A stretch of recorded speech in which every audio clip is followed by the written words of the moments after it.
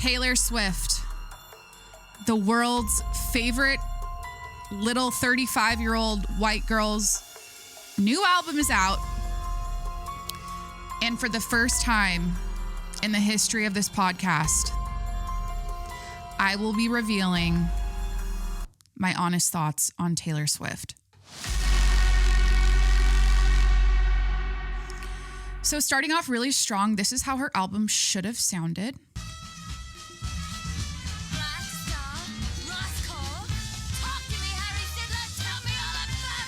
Okay. Life of a Showgirl, the title of the album.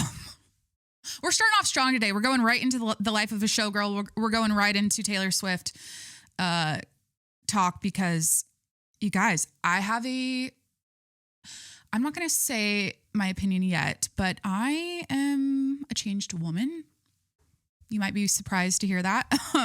But yeah, the life of a showgirl, the album title, I think right off the bat, we can admit the marketing, the album title does not match the product. Okay. I think we were all a little bit like, what the fuck with these songs? Like we were waiting for that jazz, that brass, that flapper girl, feathery energy, you know, and we got what a lot of people are saying are, what do they call them? Like discarded tracks or like bonus tracks or forgotten tracks from previous albums. Like the album was kind of like a blur of songs that kind of all sound the same in a way. Like people are disappointed with the sound and because of the way it was marketed with her and the jewels and the flapper girl outfits and the showgirl outfits, right? Like I think everyone was like, this is going to be a bop. Like this is going to be a banger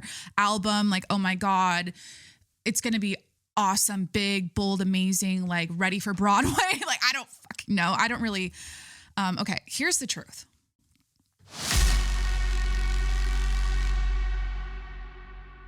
By the way, I'm bloated. My face has never looked more fat. I drank 2 DIY'd electrolyte packets before bed last night for I forgot I already, the thing is they taste so good that I was like, I want another one, you know? And then that's literally like a tablespoon of salt in my system. Anyways, so I'm feeling bloated. I'm feeling tired. I'm feeling fat. It's fall. It's October 8th. It's 9:17 a.m. Didn't hit the gym, didn't hit the sauna to sweat this out. Also, I'm not really into the sauna right now because part of my fall, we'll get to Taylor Swift. Part of my fall, like routine, my fall girly routine is self-tanner. And I'm just like, I literally said out loud to Corey, I was like, I refuse to be pale and pasty this fall. Like so I'm self-tanning. I'm not in the sauna. So I'm holding onto the water and it's a lot. I didn't work out. So I'm drinking. Let's get to the drinks. We'll get to Taylor Swift. You guys, slept like shit. We're still co-sleeping with Louie. This is me just getting into the groove of podcasting, by the way. I'm not going to do 50 takes. I'm just going to own that intro about Taylor Swift. We'll get back to it. Okay. I'll keep riffing on my opinions and how I'm a changed woman after listening to this album and for another reason about Taylor Swift or related to Taylor Swift. So, but let me get in the groove. We're drinking, this Slate Protein, ultra protein, high protein milkshake, chocolate flavored, 42 grams of protein. These are the shit. And honestly, it's so crazy. I used to be like anti-dairy and now I'm just like eating dairy on top of, like I'm having cottage cheese for breakfast. I'm having, did I just do that tongue thing? I hate when I do that. Okay. We're not going to care. I do this like, it reminds me of like a lizard catching a fly or something on a plant. Like the way I loop my tongue around a straw on this podcast when I drink, like I'm insecure about it and I've talked about it before, but like, I think I just did that. Yeah. I'm eating like whole milk cottage. Oh my God. whole milk cottage cheese for breakfast, protein shakes that are straight up filtered milk. This is ultra filtered milk. So I guess that's better for your system. I don't have a lactose issue. And then it's like cheese throughout the day. Sometimes I have like a little cheese and cracker situation. I'm just eating. Wait, what other dairy am I eating? Creamer. I just had this Chobani creamer in my pumpkin spice Trader Joe's cold brew coffee. I immediately drank at 5 a.m. upon waking up because I'm like, it's 5 a.m. I'm going to podcast early. This is the earliest I think I've started the show in a minute. It's 9:20. Yeah, it's 9 a.m. That's crazy. Usually I'm doing this at like 11:30 and I'm pissed because what happens at 12:30? Nap time. I'm still doing that. Anyways, so yeah, I had I'm drinking the Chobani creamer, the cheese, the cottage cheese, what other dairy varieties are there? I'm like, what else is dairy? Yogurt? Oh my God, I've been doing like Greek yogurt. And I put like protein powder in it, like whey plus the protein or plus the dairy so yeah, lots of dairy on board in my life right now. Feeling bloated still. It's probably from the dairy. I don't really know. It's probably from all the electrolytes. You guys know that like my entire personal brand of 2025 has been like, I'm skinny. I'm on a GLP-1. I've never felt this snatched. I love my GLP-1 medication. I'm pro taking it, even if it's for vanity reasons. Like there's more, it's more than just a weight loss drug. Like there's so many benefits that go beyond weight loss. Like I've been sleeping better. It's keeping my blood sugar levels down, which is like good because like that's what causes diseases and shit. Like, I don't know, like when you're storing fat and you have like spikes in your insulin, it's like bad for it's oxidative stress. It's so like, and what other benefits have I noticed? Like just self-confidence, like losing a few pounds, like just makes you feel better. So like, anyways, that's been my entire brand. So I'm feeling very insecure today being on camera and you're probably like, what the fuck? Like your arms look so jacked. Like I'm showing arms today, by the way. You're not bloated at all, but like I'm feeling insecure about my face being fat. I feel like you guys, Taylor Swift on what interview was that? She got something done. Okay. We all can agree. Like she is getting some work done. She's 35, she's no longer 16. So like, physically. Now, emotionally, spiritually, I think she's still there. And we can all probably agree on that based on the lyrics of this Life of a Showgirl album. But anyways, I'm feeling puffy like she did on that one interview. And God bless her. I mean, we're all trying to do our best. But anyways, that's kind of the state of the union right now. The state of how I'm feeling physically. I'm not working out as much and I'm not necessarily eating healthier. But I'm still on the GLP-1, but I'm like, I might up my dose this fall. I don't know. We're going to figure it out. So we'll get back to Taylor Swift. Cause I have some thoughts obviously, and we're going to get into that, but this is what we're going to do today. Okay. Let's just start off strong with we're going to do like, oh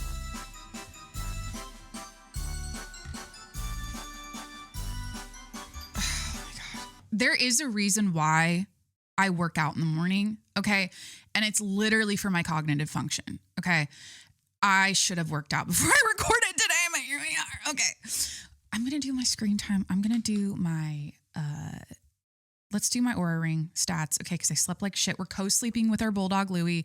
We continue to do this every single night, even though we sleep like shit and we wake up 5 times a night.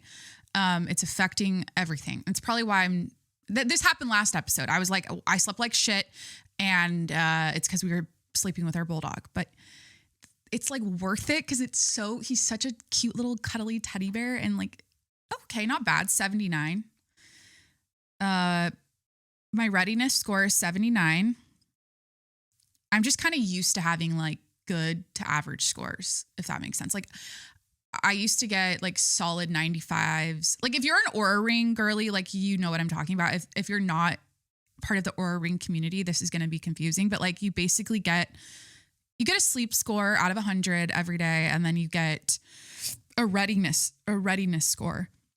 If you've had a Whoop strap before, it's kind of like that, but solid 7 hours and 10 minutes of sleep. Wait a minute. This is all like in the blue. So I'm doing this on the podcast for fun, like just for fun to like feel connected to you. Like, I can't do this episode. I'm going to re-record it.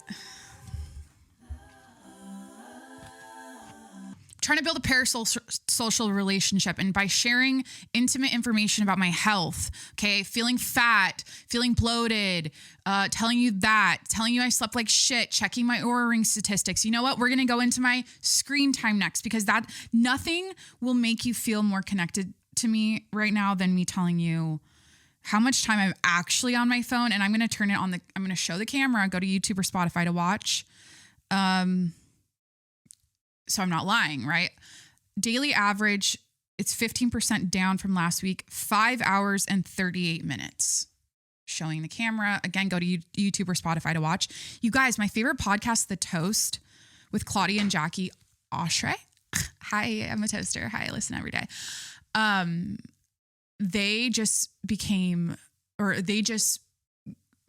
podcast just became available on video, on Spotify video. And I'm like, that made me feel so good about myself, because like when they rolled that out, and I feel like a lot of podcasts that are big, like I don't know how cause I just got offered to do it by Spotify. They were like, hey, we're rolling out this video for Spotify, for our podcasters. And like, I don't know, maybe they just like grouped some of the, the smaller ones with the bigger ones. And they're like, hey, you guys can be on video on Spotify. But I guess for them, it was a big deal. Or they were making it sound like a big deal that they got on Spotify video. And I was like, I've been on Spotify video for a long time. So like, they're my inspo, numbers wise, chart topping wise, just all over, business business of podcasting wise. But like, yeah, when I saw that, I was like, I've been doing this, and, I'm, small potatoes over here compared to you, but like that made me feel good about myself. So yeah, you can watch me on YouTube or Spotify. Make sure you subscribe while you're there. Follow my Instagram and TikTok, Jacqueline Monroe. Let's just do the plugs. Jacqueline Monroe everywhere on social media. The Jacqueline Monroe Show on YouTube. You can watch me there. Subscribe to the channel, please. Subscribe. And if you want to support the show, patreon.com/TJMS. Patreon.com/TJMS. Okay, we did the sleep score. We did the screen time. We talked about my health. We teased Taylor Swift. We're going to go week high, week low, fall fact of the day, niche fall fact of the day, actually. And this is regarding, this was Taylor Swift inspired. Taylor Swift Would, lyrics, her new song Would, lyric inspired. Cause she was making dick joke after her entire album is like penis this, penis that, dick, dick, dick. Cock, balls, redwood trees, hard cock, knock on wood, fuck me, open my thighs, fuck me harder. I'm being fucked properly now. I'm getting 9 inches, 200, how many centimeters? 23 centimeters every night up. I can take it, like I'm getting fucked. I should be doing this more. Fuck, penis, cock, balls, dick. I'm a now with Beyonce, Travis Kelce. Fuck yeah. Fuck these small men that I've been improperly being fucked by these past years. I'm getting dick down right now. And so like with that in mind, the fact of the day was inspired by Taylor Swift's lyrical ensemble of dick imagery. And from the life of a showgirl. During the short days of autumn, the testicles of a male Siberian hamster can swell up to 17 times their normal size. Do not Google images of this. It will traumatize you. There's your fact of the day. Thank you. I'm getting into it now. We're getting into it. Okay, so week high and week low. Let's start low. Okay. Let's start low because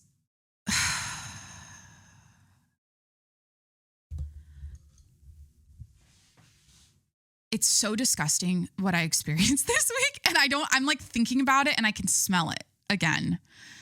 My week low was cutting open the bag of my ribeye and my New York strip that I eat the ribeye, Corey eats the New York strip, slicing the bag open of the 2 steaks for dinner, putting avocado oil in my cast iron skillet, slicing open you guys probably know where this is going, the packages, and noticing that one of them was a very deep purple color. And I'm like, well, this is organic grass fed. So it's like, this was Sprouts brand steak, by the way. So I'm like, oh, like based on all of the years of listening to Joe Rogan, like the darker the meat, the more nutrients, the more nutrient dense, elk meat, elk, dark, good, health, iron, vitamins, superfood, steak, carnivore diet. I only eat steak. I only eat elk. Ugh. Okay. So I'm like thinking positively about the dark meat and how purple this particular steak was. And so the other one was it was more of a normal shade of steak red. Okay. And it's giving like fall red, right? Like you're like my previous fall nail color. I'm rocking like baby pink right now, but didn't think anything of it. I get that avocado oil super, super hot, like I always do when I cook steak. You got to get that nice seal going with the avocado oil and the cast iron and the steak meat, right? So the steak meat, yeah. So I take the steak and I put it in the oil with my tongs and immediately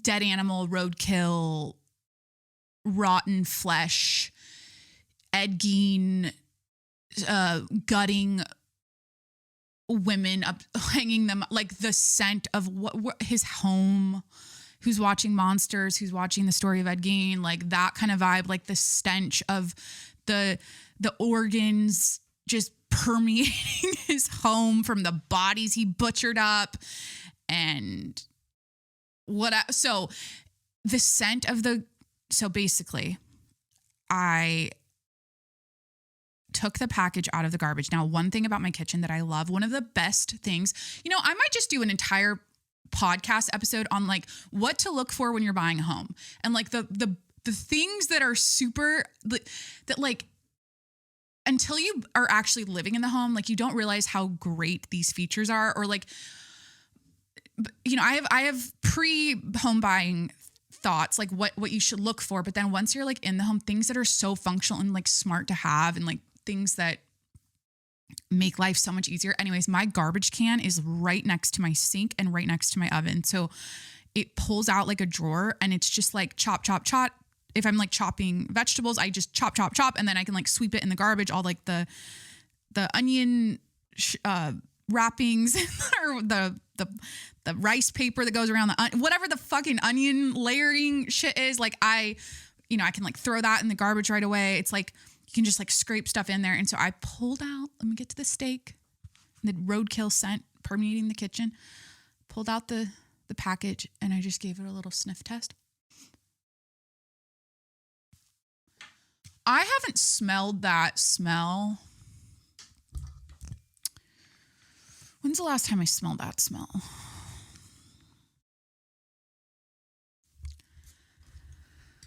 That was like a childhood memory, just possums on the side of the road or dead chickens getting hit by cars and just laying on the road for a few hours, that scent of death. I feel like I've smelled it more recently than that though.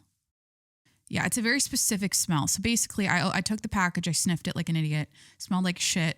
And I'm like, oh yeah, something's off. But I got this steak from Sprouts like a week before. So I was like, oh, it's good. It's not expired. Nope, it was 2 weeks expired somehow. Or a week. So like the date I bought the steak, it was pretty much expired and it wasn't on sale. It wasn't labeled with that like, oh, butcher bonus discount or whatever, like 25% off today, like expires tomorrow. Like it wasn't one of those situations. So I was like pissed. I was like, fuck, it was like a nice steak and I hate throwing stuff away and wasting. And I was just pissed about that too.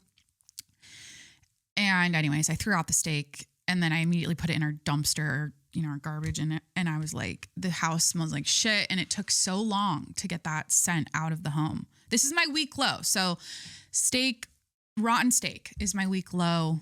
No amount of candles, no amount of hypochlorous acid spray, which, by the way, if you're not on the hypochlorous acid train because of Skin by Kristen from TikTok, get on it. Okay. I'm telling you, like, all of these Branch Basic brands, these clean sprays, these, I don't know, 7th generation, you can get it like Target, like the marketed clean disinfecting products out there all suck. Okay. They're fine. They're fine. But like hypochlorous acid and honestly rubbing alcohol, if you're following Skin by Kristen, you know, like you understand what I'm saying, hits different. It actually makes your house smell like fresh, clean, like scentless, and there's like a little chlorine scent to the hypochlorous acid that is so satisfying. If it smells like, I'm trying to think of like the smell. It's like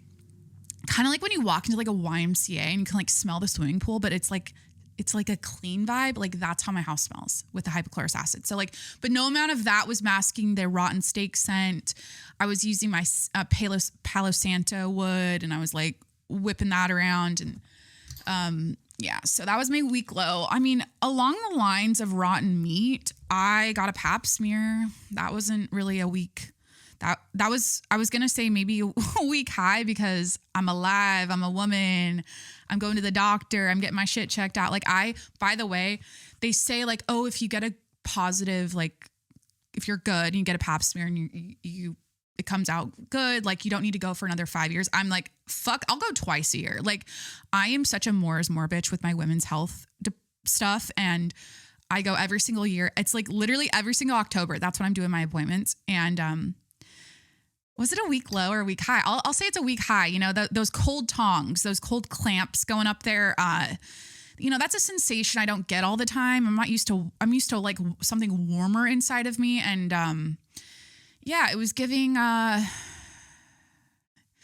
Gein only being able to get aroused by cold bodies and how he had dunk his, what was her name? Adeline in an ice bucket. You guys, this is a mental exercise, this podcasting thing I do. It's a brain game. It's like a fun activity. So now I'm having fun. I'm getting into the weeds here. Ed Gein, the Butcher of Plainsville, Wisconsin. There's a Netflix series, if you're not familiar, out right now. It's Ryan Murphy, is that his name? Show. He's made the Dahmer series. He's made the Monsters with the Menendez brothers series.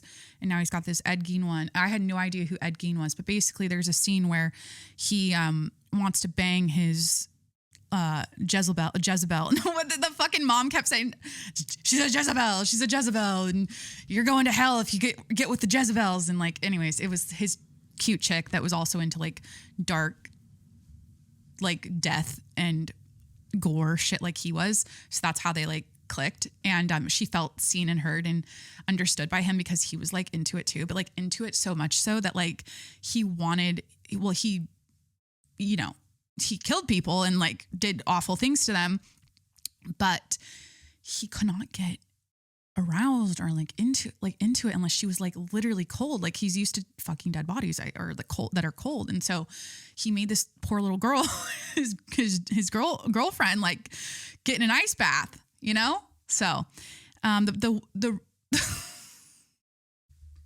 cold tongs at the gynecologist, that sensation was a week high.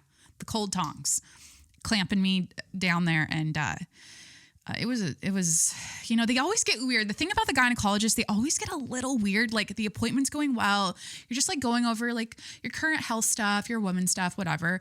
And then it's time to do the pap smear. And they're like kind of getting like a little quick with how they're talking. And everything's very like matter of fact. And we're, I'm touching you now. Or like, I'm like, here are my fingers. Like, she's like, fingers are here. I'm okay. Is this okay? Like, it's all very, medical and very matter of fact robotic, but there was something weird. Like we were totally like hitting it off being girls, you know, like talking about my giant, like just talking about everything. And then like she does it. And then when she was done, it was so like, she felt awkward. And I'm like, what did you see down there? Like, what were you like, why are you feeling awkward now? Like cause I'm just not that way. I'm very like, I'm not, you know, they make you like put the gown on, which is fine. But then they're like, you cover your legs with this like really shitty paper. It's like low quality paper. It's like this giant napkin you lay on your lap while you put your feet in the stirrups. I'm like, I don't fucking need that. I don't fucking care. Like, I kind of want to see what you're doing, you know? Like, I only do this once a year. It's kind of fun. Anyways, she was getting real like hot and heavy after or something. I was like, it's all good. Like, she just, their disposition, like kind of, for me at least, it like changes. And I'm like, what do they witness when they go down there that they're like taken back by? Like, maybe it's just like making them flustered. And I mean, she was like blushing. No, I'm kidding. But like, she's been doing it for like over 20 years. I'm like, why are you being awkward? Like, I'm not being awkward, you know, like why you're the doctor. Like, why do I feel like you're being awkward at the end of this? It was very like quick. She like ended it and it was just like, okay. And she like left the room. She's kind of like, yeah. So that was my week high, I guess. Week high, week low. We did it. Rotten meat, pap smear. Honestly, the Ed Gein documentary was kind of a week low because I just don't think that's good for our brains to be seeing that kind of gore. And like, I didn't need to see these preserved vulvas in a shoebox, okay, on my 4K, 80-inch, however fucking big. We have like the biggest TV you can buy. TV. It's so funny when we installed the TV or when we, never mind. It's just so funny how like Corey will be adamant about something not like he'll be like, no, like there's no way that would fit. There's no way we can get how big is it? 80 inches? Is that sounds wrong. 80-inch TV. 80-inch TV. Is that what it is? It's huge. Yeah, I'm pretty sure it's 80. But he was adamant, like, there's no way this is going to fit on that wall. And I was just like, without measuring, I'm like, because his parents have one, it's identical to ours. And I'm like, I can totally picture theirs here and it would fit. Anyways, it fit and there's room to spare. So, hi, I'm a construction worker. Hi, I'm a, I don't know.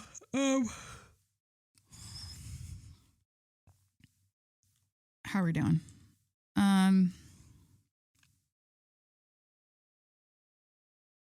So yeah, that Ed Gein documentary fucked me up. I'm trying to think, dude, this actor, Charlie Hunnam, right? Charlie Hunnam. Now I didn't watch, what was his show that everyone's like, oh my God, he was so hot. Sons of Anarchy, right? So I was like, okay, who's this Charlie Hunnam guy? Okay. Then I was like seeing him in clips of Sons of Anarchy. I was like, okay, I get it. But then I was like, okay, so he's like supposedly like this hot guy, which I'll agree to. He's a very good looking man. And then it's like, he's cast as Ed Gein. And then because now I know, like as I'm watching the first episode, I'm like, who's this actor playing Ed Gein? So I looked him up and I'm like, he's the hot guy from Sons of Anarchy. And then I'm watching him act in this Monsters documentary. And, you know, he's like, hi, mother. Okay, mother, I'll be a good boy and I won't fuck the Jezebel because I don't want to go to hell. You're right, mother. I'll go read my Bible. Like, I'm watching him act. I'm like, okay, this is interesting. Now I understand the lore and like why he used that voice, because the whole thing was him, you know, becoming his mother basically. And so that was like a feminine voice he chose to use when he was acting out this role. But anyways, I'm like watching him and I'm like, there are some scenes where I'm like, it's like he was like too hot, you know, for it in a way. Like, I'm like, you're so fucking weird and this voice is so fucking weird. And then you're like really fucking handsome. And I'm like, you know what I mean? Like your brain like can't calculate that. But honestly, the acting was so good, where there are a lot of times where I like didn't notice it. Like I was like, he was Ed Gein, you know, like I was just like, wow, you know, and all of these monsters documentaries, the Dahmer actor, I forget his name, was incredible. The Menendez brothers, the two actors that were the Menendez, oh my God, incredible. And like now this Ed Gein, like the acting in it, in all of these shows are like they're amazing. So anyways, shout out. What other shows are we watching? I'm not really, isn't there like a new Love is Blind? Like there's always like a reality shit happening that I don't know about because I'm not a reality girly. And you know what? Who's watching Candace? Like who's glued to this Candace investigative journalism reporting she's doing about Charlie Kirk's assassination? Like it's like, I haven't missed an episode. I mean, she is my Risa Tisa right now. Okay. It's Candace Owens is my Risa Tisa. It's no longer who the fuck did I marry in 2025. It's who the fuck killed Charlie Kirk. Okay. And I am just taken back by her commitment to this investigation and how much she's on it, you know? And I feel like you guys, regardless of what you think about Candace Owens, and now I have my opinions, right? I have my, and things ebb and flow with me with her, and but now they're not ebbing and flowing. I'm pretty like, fuck yeah, Candace. And I'm on the Candace train. And I don't know why I got off of it. I think I like heard some shit and I was like, you know, honestly, probably related to Israel. And then I like to switch teams.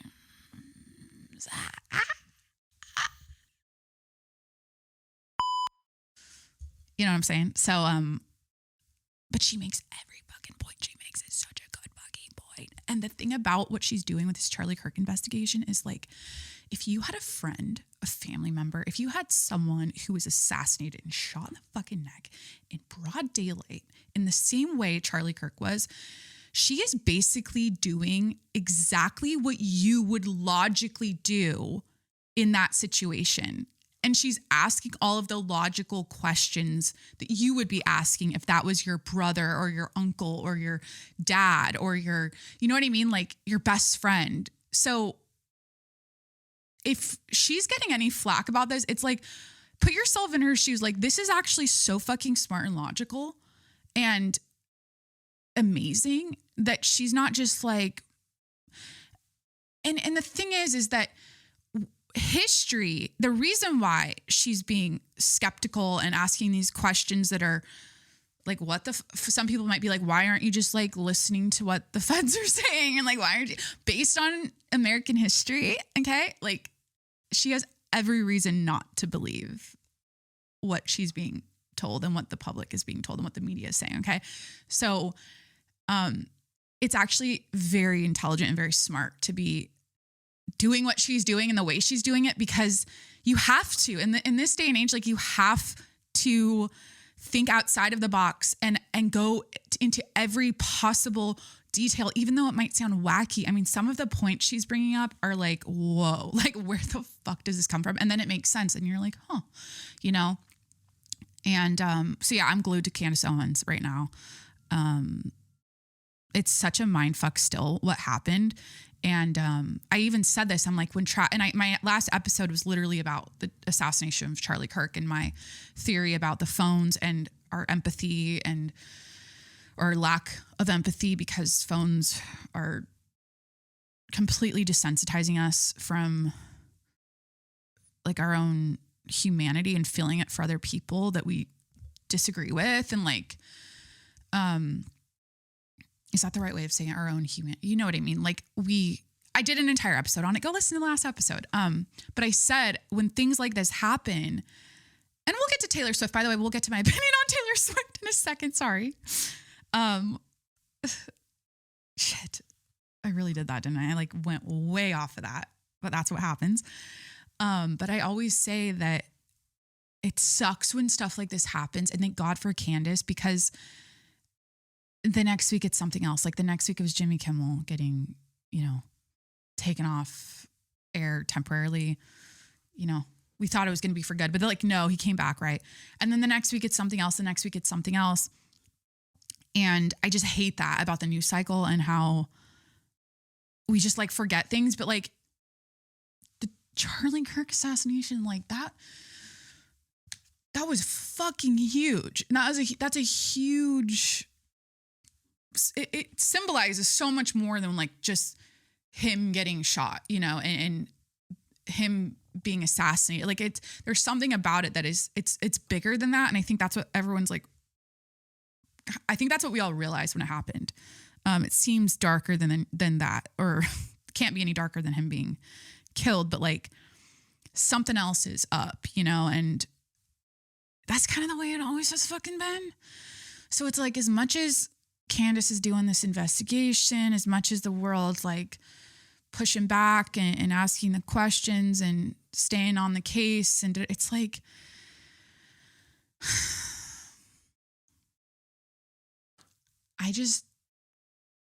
whoever the big guys are, whoever the big dogs pulling the strings of the world are, like, I just don't think you're never going to like, you know, rise up and destroy that, like, you know, take them down. Like, I feel like no matter what, as much truth as you seek and find out, and as much information that, you know, you come up with, or factual information come up with, it shows that they're evil and corrupt and all that. It's like, it doesn't fucking matter. It's just going to keep happening. And that's the sad fact about life. So it's like, just keep it moving, but like, don't, but like, we got to have people fighting the good fight. It's like such a hard thing to realize about life.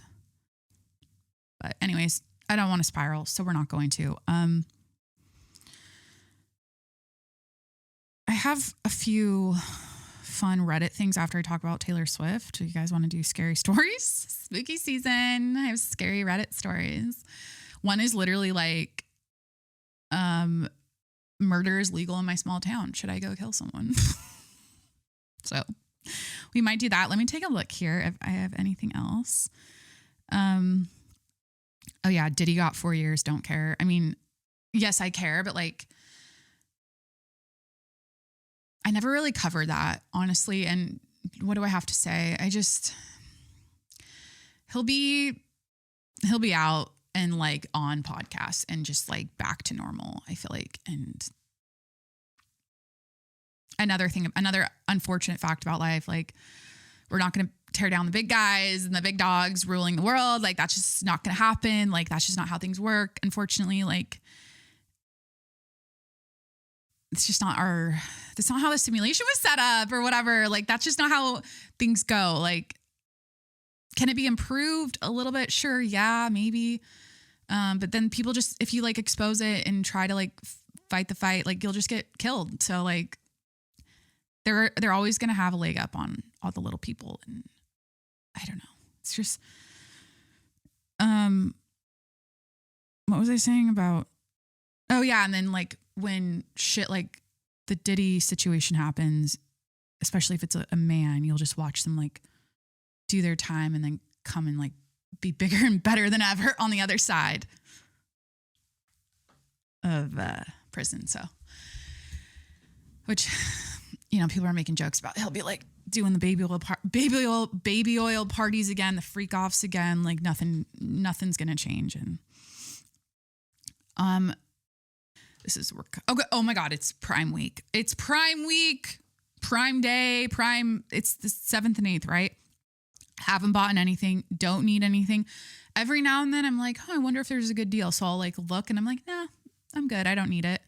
I have been busting through a lot of products recently, just trying new things out and really enjoying the beauty world again. Like, or I've always enjoyed it, but like the makeup and skincare world. And, I just did an empties video. You can go watch it on my TikTok. Okay.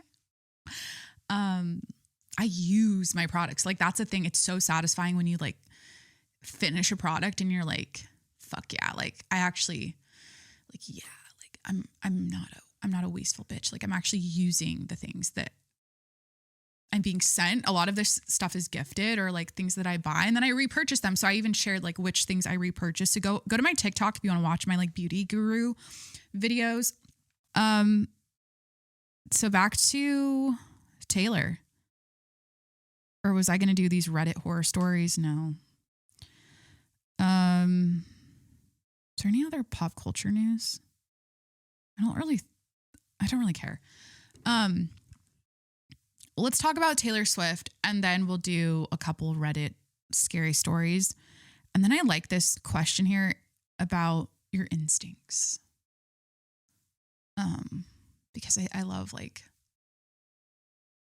I just think it's amazing how sometimes our gut feelings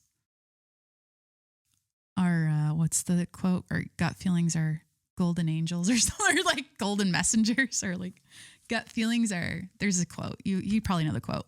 But anyways, people are chiming in about like listening to their gut feeling and realizing later what they avoided by getting out of a situation. They could have like died, or like this horrible thing could happen, you know. I just think that's like a fun little podcast segment. You guys, I might start podcasting so what's today? Wednesday. I need to be doing this more. Like, it's getting bad. Like, it's getting really like clunky. So, I want to make history. And that's what this is. And I can't if I'm only doing it once a week and I'm clunky at it. You know what I mean? So back to Taylor Swift. Again, this is how it should have sounded.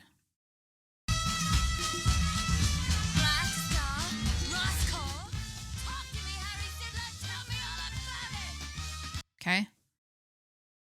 Like Moulin Rouge, like big, like flapper girl, like band brass, like trumpets and saxophone type energy, you know, like, can you imagine? This is the thing about Life of a Showgirl. And I'm going to reveal, like, I'm just talking about it very like neutrally. Like, I'm not putting you're not going to really know what I think about Taylor Swift until the end. Okay. So you have to stay tuned for that. I never really do teasers, but that kind of felt good to give you guys a teaser. I never do that.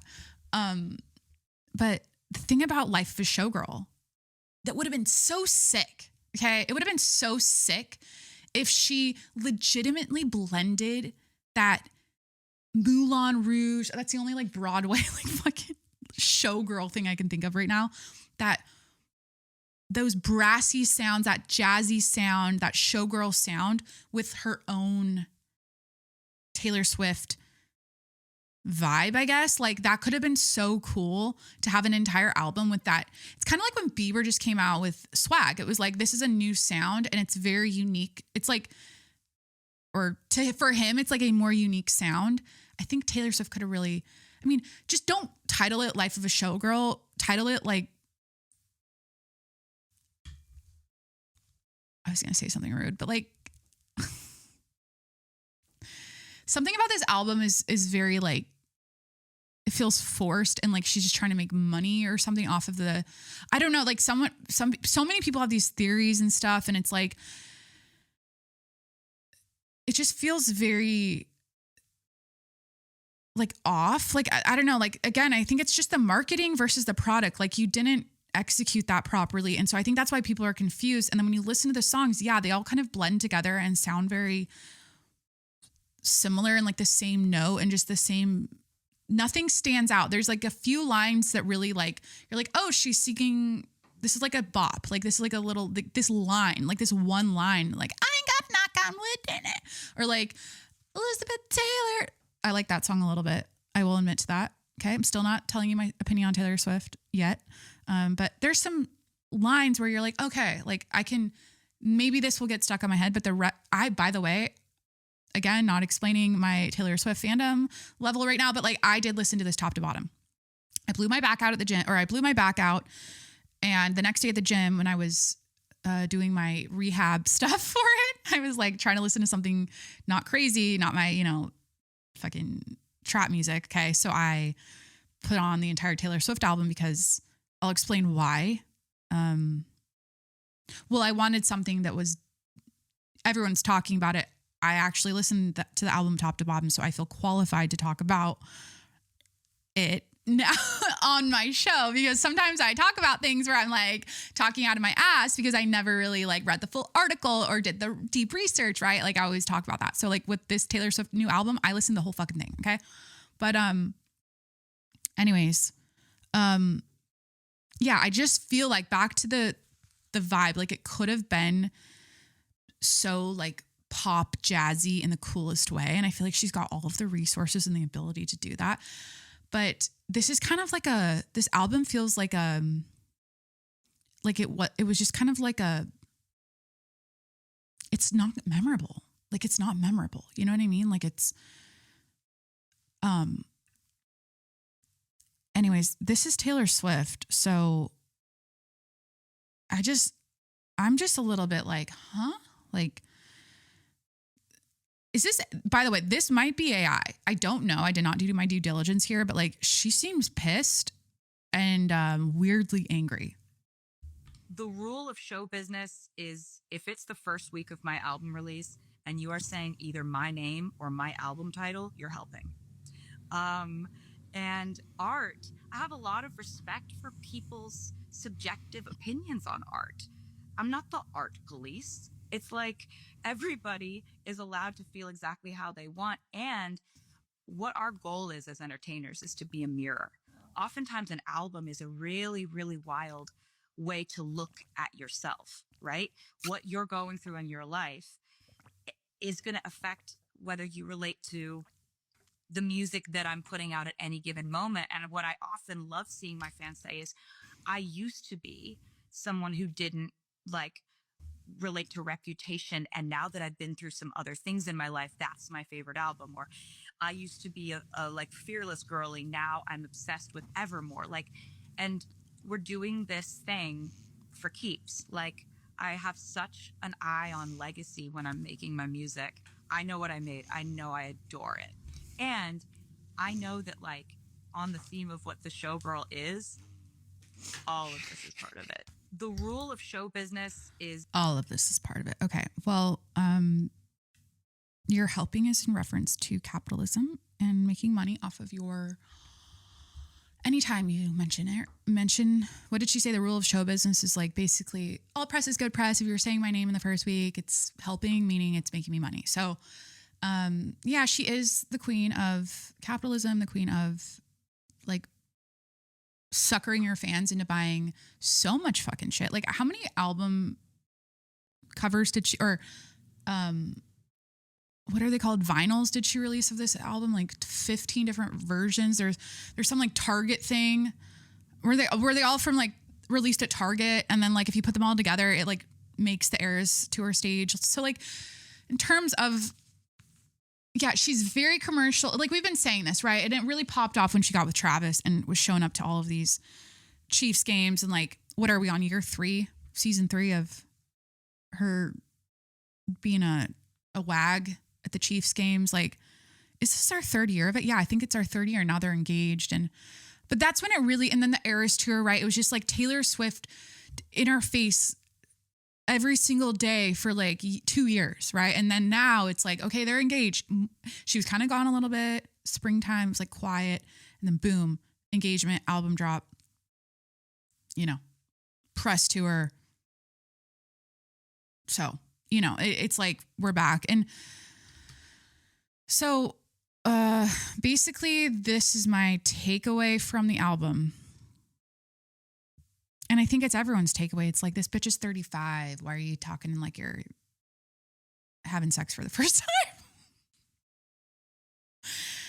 I felt like such a whore listening to the life of a showgirl. Realizing that I just love loosely saying the word whore. I said it on my last episode, by the way. Like, it's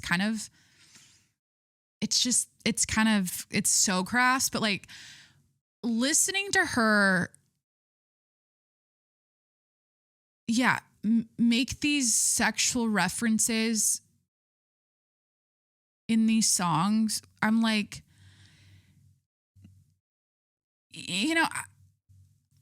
this is the thing. And this is what this is the breakdown too. It's like she's yes, she's 35. Yes, she's engaged. Yes, she's a grown ass woman. But the brand of Taylor Swift is still like she's 16 in high school. And the references are all to high school and like when she was, and like and they're all a younger woman's like life experience and vibe, but we can all relate to it because we used to also be in high school and be young, and you know, we used to be longing for things we couldn't get, and we were always on the outside, and we always, you know, so a lot of people, like, we all can relate to that. We all have a story of like crushes and first loves and dating boys and all that. So like the fact she's like 35 and still doing that is because like that's her brand. That's Taylor Swift. Like that's what she's always done, but she hasn't really matured. It's like it hasn't, especially with the sexual references in this, like the cringe, like New Heights. What was the redwood tree? New Heights, like alluding to like Travis Kelce's boner. Like it's like very immature, right? Like I think that's what people are saying. It's like, that's the consensus. It's like so immature, and it's like, I've always thought, I'm like, she's been cringe, right? She's always been cringe, but I feel like her diehard fans are like diehard Swifties. Now I'm basically admitting that I'm not a diehard Swiftie. So, okay, teaser, spoiler alert, I'm not a diehard Swiftie. That's probably obvious. But now I feel like they're waking up to like how she's always been that way. And like, or they're waking up to that fact, especially with this album. I'm trying to think, let me go down the song list.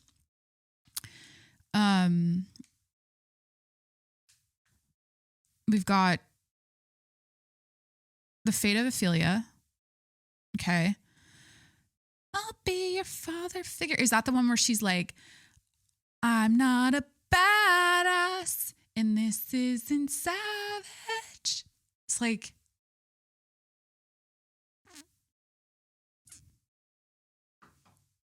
what? You know, it's very like, huh? And then the one about, she like starts a song saying like everything's about memes, and she's talking about like online comments, and like it's very internet speak, and it's like, this isn't Taylor's, like, you know what I mean? Like Taylor Swift is very like lyrically, she's a genius lyrically, and she writes very beautifully. And like can I do this episode anymore? Am I going to come up with the right the right words here as I'm talking about Taylor Swift being a lyrical genius? I mean, the song that came to mind after I listened to The Life of a Showgirl, where I'm like, this song like is so fucking beautiful, and nothing on The Life of a Showgirl comes close to I bet you're down in the city. What's the song? It's so yeah, I'm not enough of a Swiftie to know the words or the lyrics like off the top of my head. It's I Almost Do, right? Yeah. Gorgeous song. I bet this time and I just want to tell you, I'm first time singing on my podcast. And I just want to tell you, it takes everything in me not to call you. And I wish I could run to, and every time I hope you know that every time I almost do. I bet you think I either moved on or hate you, because each time you erase, there's no reply. Like, it's such a beautiful song. Like, what's the part where she's like, you're looking out in the city, I bet you're sitting in your chair by the window, looking out at the, who's like tuned out. Like, I'm so sorry. I am not, I wish Corey can sing. Okay. Corey has he has like a Frank Sinatra fucking voice. He's such a sleeper. You would never know it about him, but I wish we could duet and sing. And I wish that I had the pipes, you know, to measure up, because I am god awful. And I remember being in church as a kid, standing next to my mom, belting the church songs, being like, you're so off pitch, you can't fucking sing. And she would admit to that too, like she can't. But like, I am her now. Like, I can't fucking sing. I bet you're sitting in your chair by the window. Like, some of her songs are so beautiful. And I think here, you know, I'll just do it now. Fuck it. This is my Taylor Swift official opinion.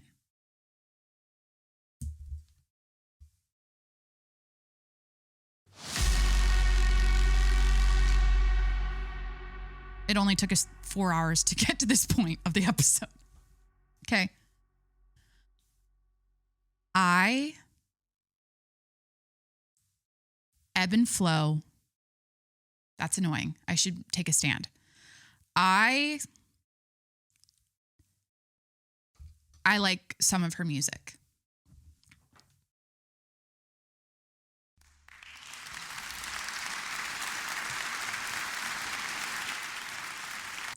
That's kind of it. Okay. I get down to Cruel Summer or whatever. Like, it's blue shape of your life. I never know any of the lyrics. I just know the vibes of the songs. I get down to there's probably 10 songs that I get down to. Okay. I love some of her songs. Love. It feels like the perfect night. No, that's not the song. Should I just go down my like top Taylor Swift songs? I'm sure they're like your favorites too. I Almost Do. Okay. I don't even know the names of this. I'd have to hear them honestly to know if I like to remember like, okay. Cruel Summer. That shit's got how many, all of her top Spotify ones are her new album. So you can't see how many downloads, but like Cruel Summer,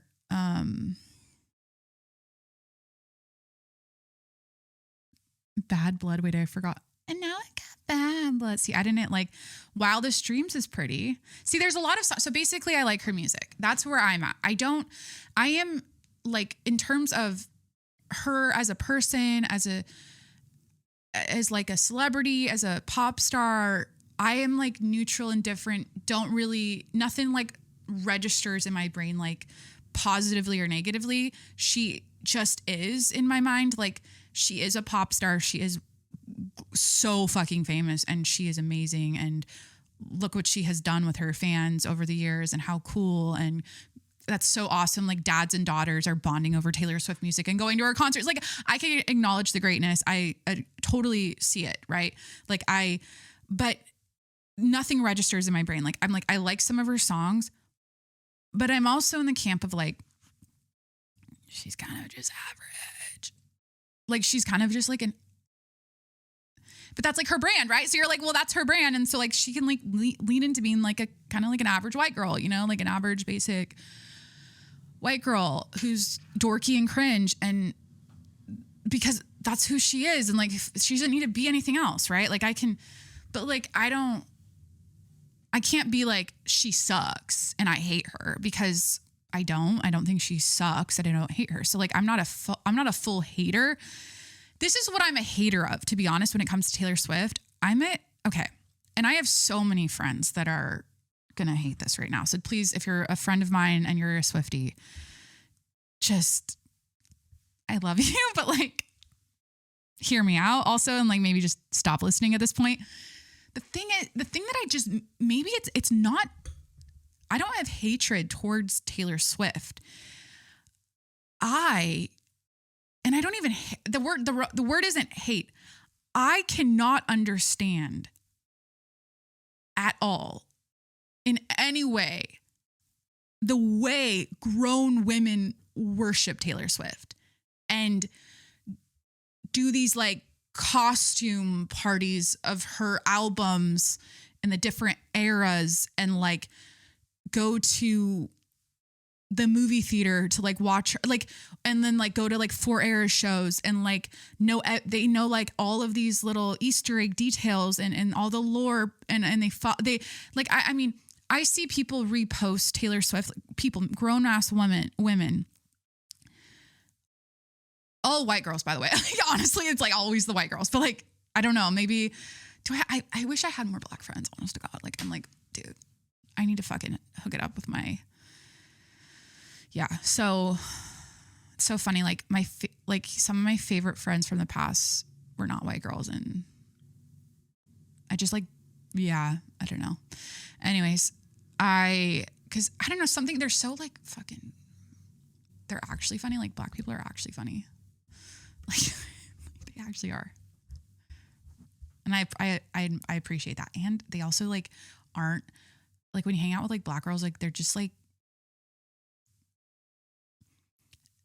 they're so comfortable. Like there's all of the ones I've ever, like all of my coworkers, friends, like at school, like they were all just like so confident too. And I always admired that in them. They weren't like insecure, like meek little, like brittle white girls like Taylor Swift.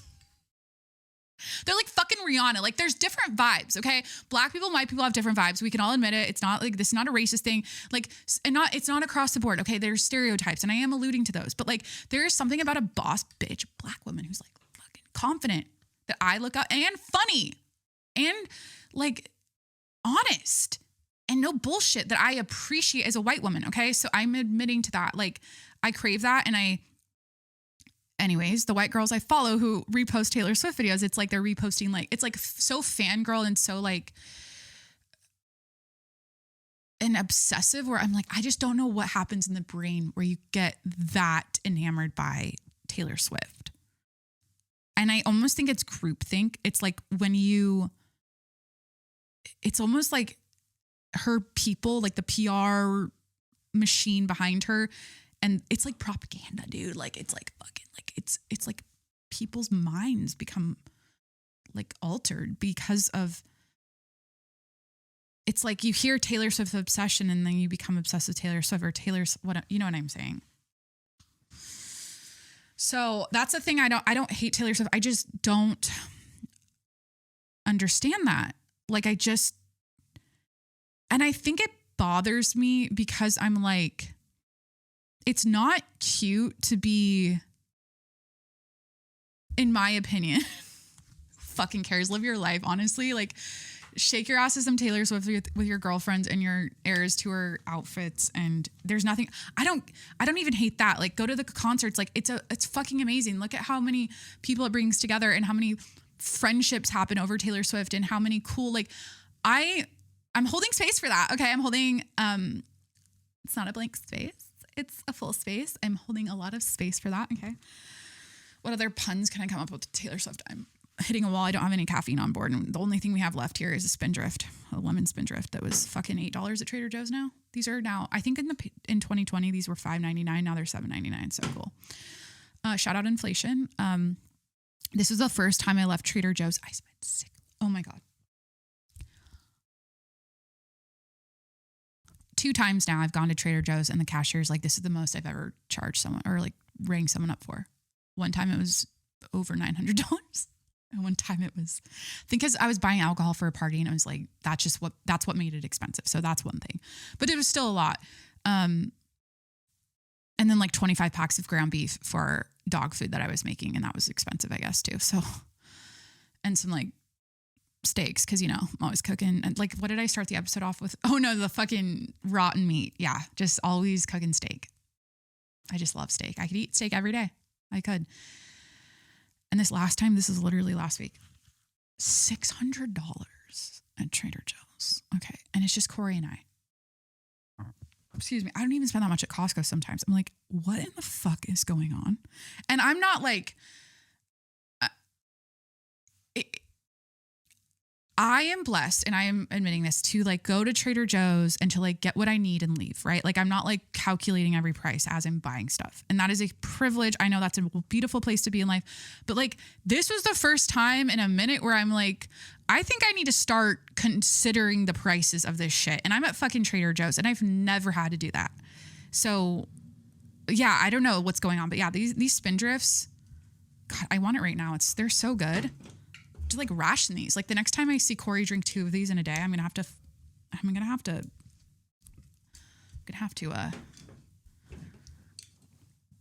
discipline him. What do you guys think our dynamic is, by the way? What's our marriage what's our couples dynamic? I'm a dumb top. Have you guys seen this fucking video? Oh my God. Dude, this is a good palate cleanser. And then we're going to get back to Taylor Swift because I was talking my shit. But I feel like that's like a common idea and thought about her fans. I need lip gloss. The whole like being a grown woman and obsessed to the point of like crying over when she gets engaged. And like, it's like strange to me. I don't know. Maybe it's because I'm too damaged to understand it. I always say that whenever people are really like it's not overly positive, but just free to feel. This is sad. This is fucking sad. Whenever I see my fellow women, especially because I feel like women are more expressive with their emotions, seem like they're free in how, or when they seem like they get it out. When they seem free in how they allow themselves to feel, if that makes sense. Like they're not repressing any emotions. They see Taylor Swift doing something beautiful and amazing and wonderful. And they just like, yeah, oh my God, I'm going to cry. Like queen, like, yes, oh my God. Like they're not feeling any other type of way other than just like love, adoration, like joy, feeling. And they're just like, their body is so like unabused. Like they're not scathed and beaten down by life, and they're not damaged to the point where like they are, you know, an initial hater on that, or like, I'm not even a hater towards it. It's like you have like a block where you can't just be joyful because your default setting is like skeptic, or like you're like a curmudgeon about everything.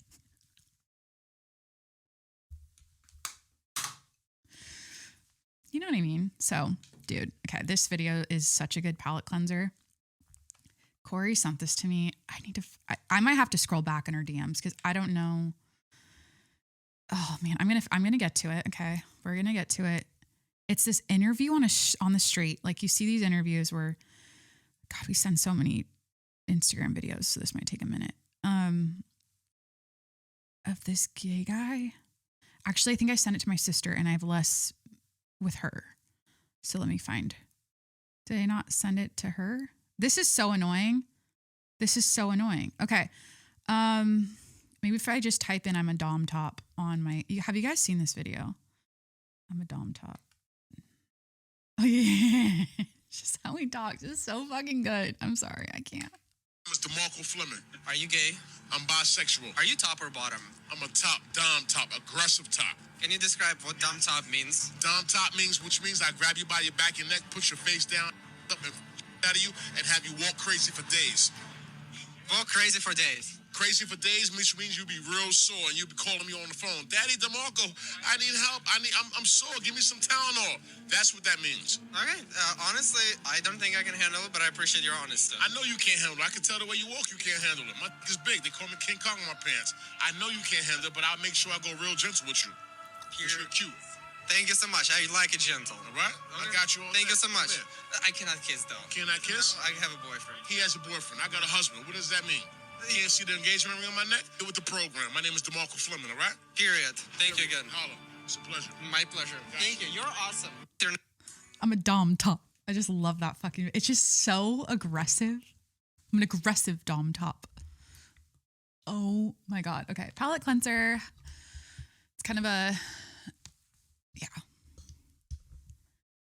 See, my podcast, it's a clusterfuck, and that's why I love podcasting, because I can say that, and it makes, oh my God.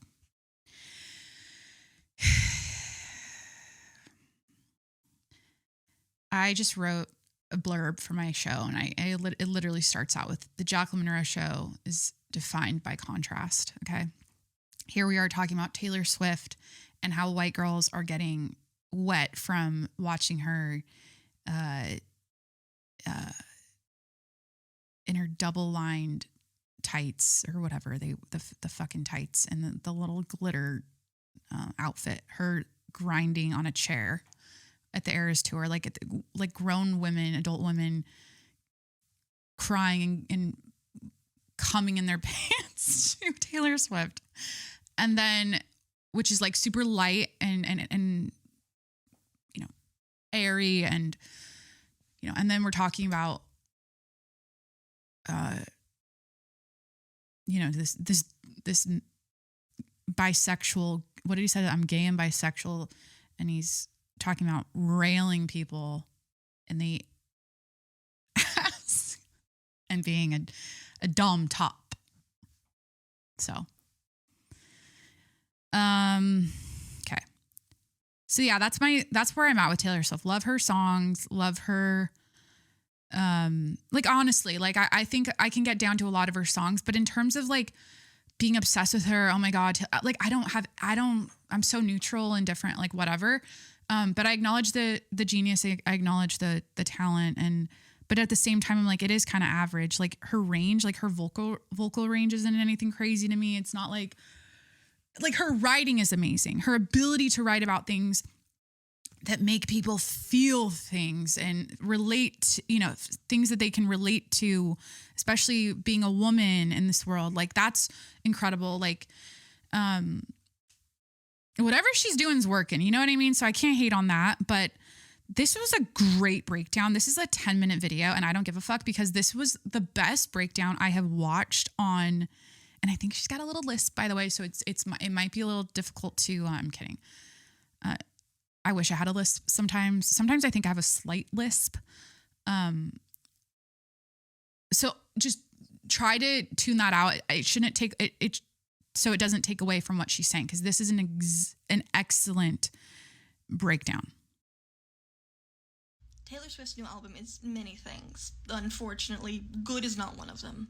I knew the album wasn't going to be good as soon as the title was revealed, but the promo pics made me curious, so I have listened to the album in full. And now, having listened to it, the album's problem is glaringly obvious. The problem is Taylor Swift is aging out of being a white girl. Before you scroll, let me cook. When Taylor was a teenager, she wanted to be a pop star, so her parents decided to take the country route. Keep in mind, this is the 2000s. Pop music was highly sexual, it was sleazy, and then you had things like bling rap. It's not a place for a little white girl. Country music, on the other hand, loves a little white girl, and she's blonde, they'll eat her up. So her family moved from Pennsylvania to Tennessee to launch her country career. That's why for the first several years of her career, she faked a southern accent. She was trying to fit in, seem authentic. Once the pop landscape started to change the late 2000s and early 2010s, that's when she started to transition to making pop music. And now to talk about white girls. White girls don't have sex. They don't know what that is. White girls they're cute, they're adorable, they're like dolls, they're precious, they have to be protected. Do you remember a couple months ago whenever parents would bring their kids to Sabrina Carpenter shows and then act aghast because Sabrina Carpenter, who is a highly sexual artist, was referencing sex on stage? Of course they were, because how could a short, cute little white girl who is also blonde, a blonde, cute little white girl, how could she possibly know what sex is? It's the assumption. A woman having sexual freedom and willingly engaging in sex is highly associated with blackness. You can see this most clearly when it comes to things like Disney and Nickelodeon stars. I'm seeing this a lot, by the way, and I know I just talked about black people when I was like going off, but like there's this there's a lot of takes on the life of a showgirl, and I'm hearing and I'm trying to understand it better, but like they're referencing like they're juxtaposing like being a black girl and blackness with being a white girl in that experience and how they're different. And I just think it's interesting that this is being brought up a lot. And honest to God, it's a valid fucking point, especially when she starts talking about, I think she talks about Miley Cyrus and Ariana Grande in this. So Miley Cyrus, she was Hannah Montana, all-American girl. And what does she do whenever she wanted to shed the Disney image and say, hey, I'm not just a little girl anymore? She releases Can't Be Tamed in bangers. Ariana Grande, another cute little white girl. What does she do whenever she wants to shed the childhood image? She releases Dangerous Woman in Sweetener. They would do things like hang out with rappers. They would incorporate black music styles into their own music. So that way, whenever they'd be sexual, it's like, oh, I'm not just a little white girl anymore. And over time, they would drift away from that because that wasn't who they authentically were. They were just using that as a way to escape the chains of being a white girl. Taylor Swift has never had to do that, and why would she? She makes being a white girl so fucking profitable. And the thing about Taylor Swift is that being a white girl is not just profitable for her, it's her entire brand. Because she's just, like, so awkward. And whenever she dances on stage, she's, like, bad because she's like, awkward. And she loves, like, cats and baking and, like, hanging out with her fans. And she would likely continue with this forever, except for one small problem. Taylor Swift is 35 years old. And it's not like she's showing signs of aging or anything, but the brand of being a white girl is very much being a white girl. What happens in a few years whenever she's 40? What happens whenever she starts to get wrinkles? Once you're middle-aged, it's not cute anymore to be awkward. So she's aging out of being a white girl, but she doesn't have a brand or really even a sense of self outside of being a white girl. Also, low-key, this is the entire key to her relationship with Travis Kelce, which is not going to go well, but that's a story for another day. This girl's she's on it. So she's aging out of being a white girl. White girls don't have sex. They're pure little perfect little angels, and they're like Taylor Swift's awkward, and she's naive and innocent. And it's like, okay, but now she's 35. She's engaged. She's growing up, but she's still acting like a little white girl, but she can't really, so it's not translating anymore. Basically, I feel like what this girl is saying is like Taylor Swift needed to pull like a Miley, but I feel like she did. Wasn't one of her albums like super like not raunchy but her like aesthetic changed? Let me see on her album list here. Wasn't it like, was it Reputation? Like what album was she like, you know, she plays with her or she switches up her aesthetic or whatever, her vibe. Yeah, I'm looking here. There's so many albums. I can't keep track. And there's like all these, I don't understand. Taylor's version, is that one she had to re-record because of the masters with like the whole Scooter Braun thing. And then now she like owns her own shit. Finally, I think that's what it is. Yeah. So like folklore. Okay. I feel like, okay, you've got Speak Now, Fearless, and Taylor Swift. Those are all very OG, like how you think of her holding the guitar with her blonde curls, the OG Taylor Swift vibe. Switches it up a little bit with Red. The hair's a little straighter. Okay. The 1989. What was like oh yeah. Shake it off, shake it off. Okay, that's when the vibe changed for me. And I was like, and like same with Bad Blood. And now we got Bad Blood. But then it was like, wow, this dreams. Beautiful song on the same album. So like the sound was getting more poppy then. And then she comes out with Reputation. Are you ready for it? Oh yeah. Okay, this is when she lost me. Are you ready for it? Nah. It's like, trying to think if I know any of these songs. I don't know any of the Reputation songs, which makes sense because she lost me with the Ready for It song. I just Endgame with Futures on that song. So was Reputation. Now I'm looking at this album cover and it's like she's trying to be hard. It's like she's trying to be, there's no bangs. This is not, it's odd. There's like a choker. The t-shirt's off the shoulder. It's looking like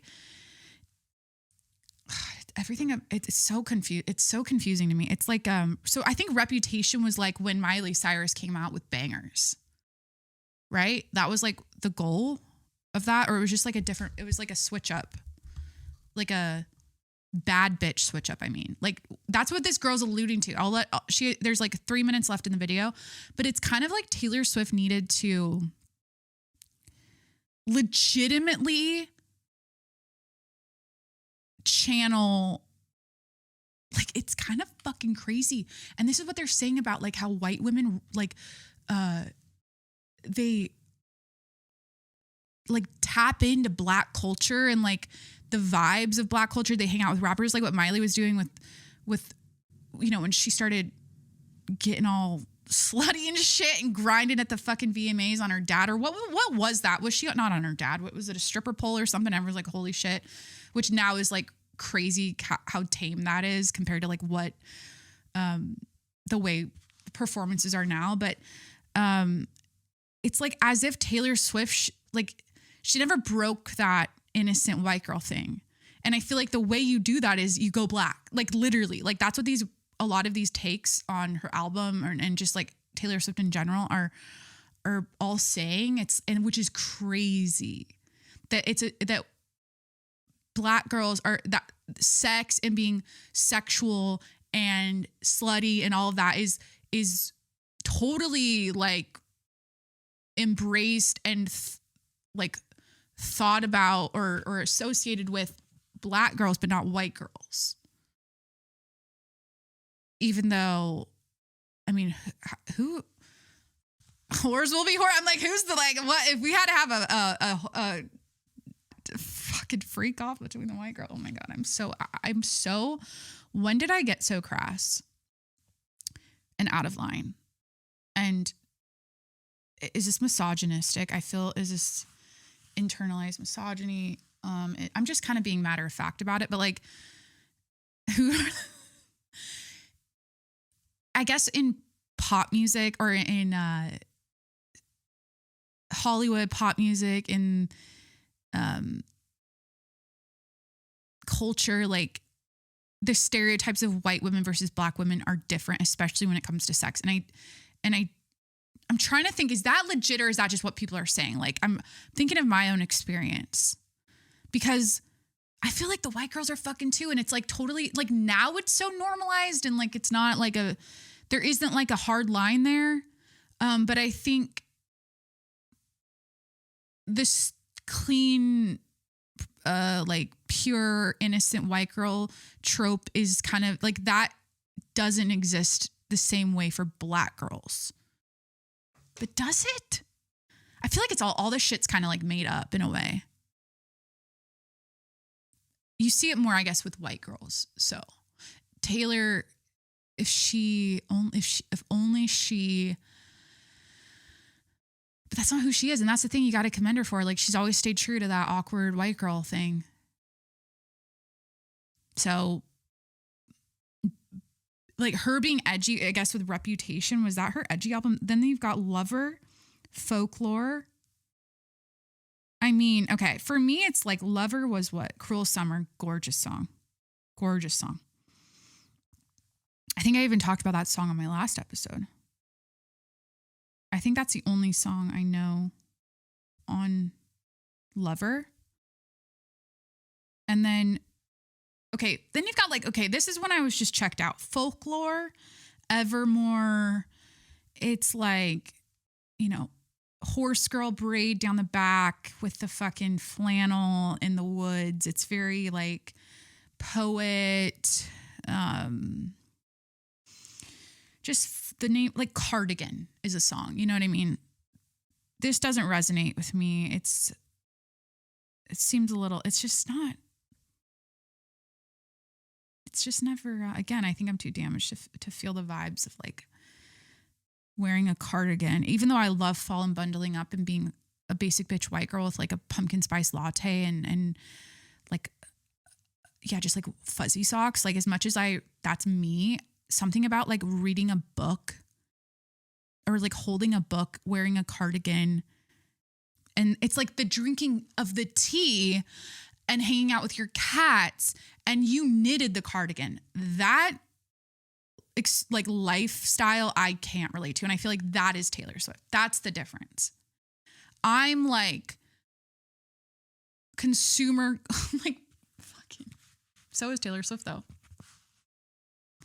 You know, there were always the girls in school that were more like quirky like that. They like, I wore the cardigan, but they knitted their own cardigan. Like I read 3 chapters of the book. They read 3 books in one day. I was getting the Frappuccino from Starbucks at the mall. They were brewing tea in their kitchen with their cats on the way to school. Like, or whatever. Like there's just like a different vibe going on there. But we're all girls. We all want the same things. We all want dick. So Taylor Swift really hit that on the head with this album, Life of a Showgirl.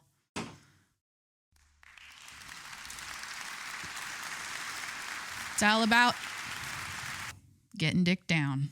That's what the whole, like all of these albums, it's like, what is it about? What is the point of life? Like, what are we all doing here? Everyone's just trying to fuck and be fucked, you know? Whenever I deep think about that, again, we're so crass. I don't know why. I don't know. Is this what happens when you don't work out in the morning before your podcast and your brain is just mush. I don't know. Am I horny right now? Like, what the fuck is going on? I'm so like tacky and disgusting and annoying. Like, I'm sorry. But sometimes when I overthink about that, I'm like, sex is so disgusting. Dicks are so ugly and disgusting, but like we all like women like love dick. And that's a thing. Like this girl also said it. Oh my God. She also said it. Another TikTok. And we'll go back to this girl. I need to remember I'm at 3:05. Okay.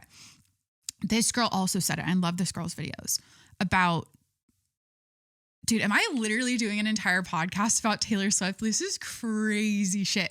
And it's like, I'm saying that like, I guess I'm shocked by it because yeah, I've never been like I'm not a hater, but I've never been like a fan to the point where I would podcast about her or say anything about her ever for any reason. If anything, I'd be like annoyed she's on the Jumbotron at the Chiefs games all the time now. And it's like, ugh, like it's so she's like too much in her face. That's pretty much all I've ever really said about Taylor Swift. It's like it's like too much exposure. But this girl said it.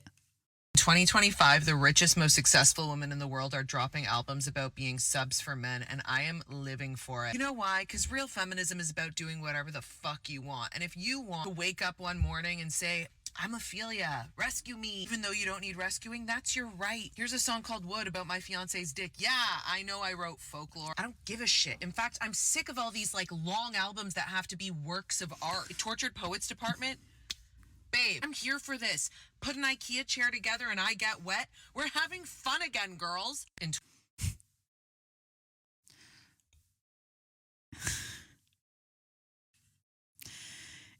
I always laugh at this because I'm like, dude,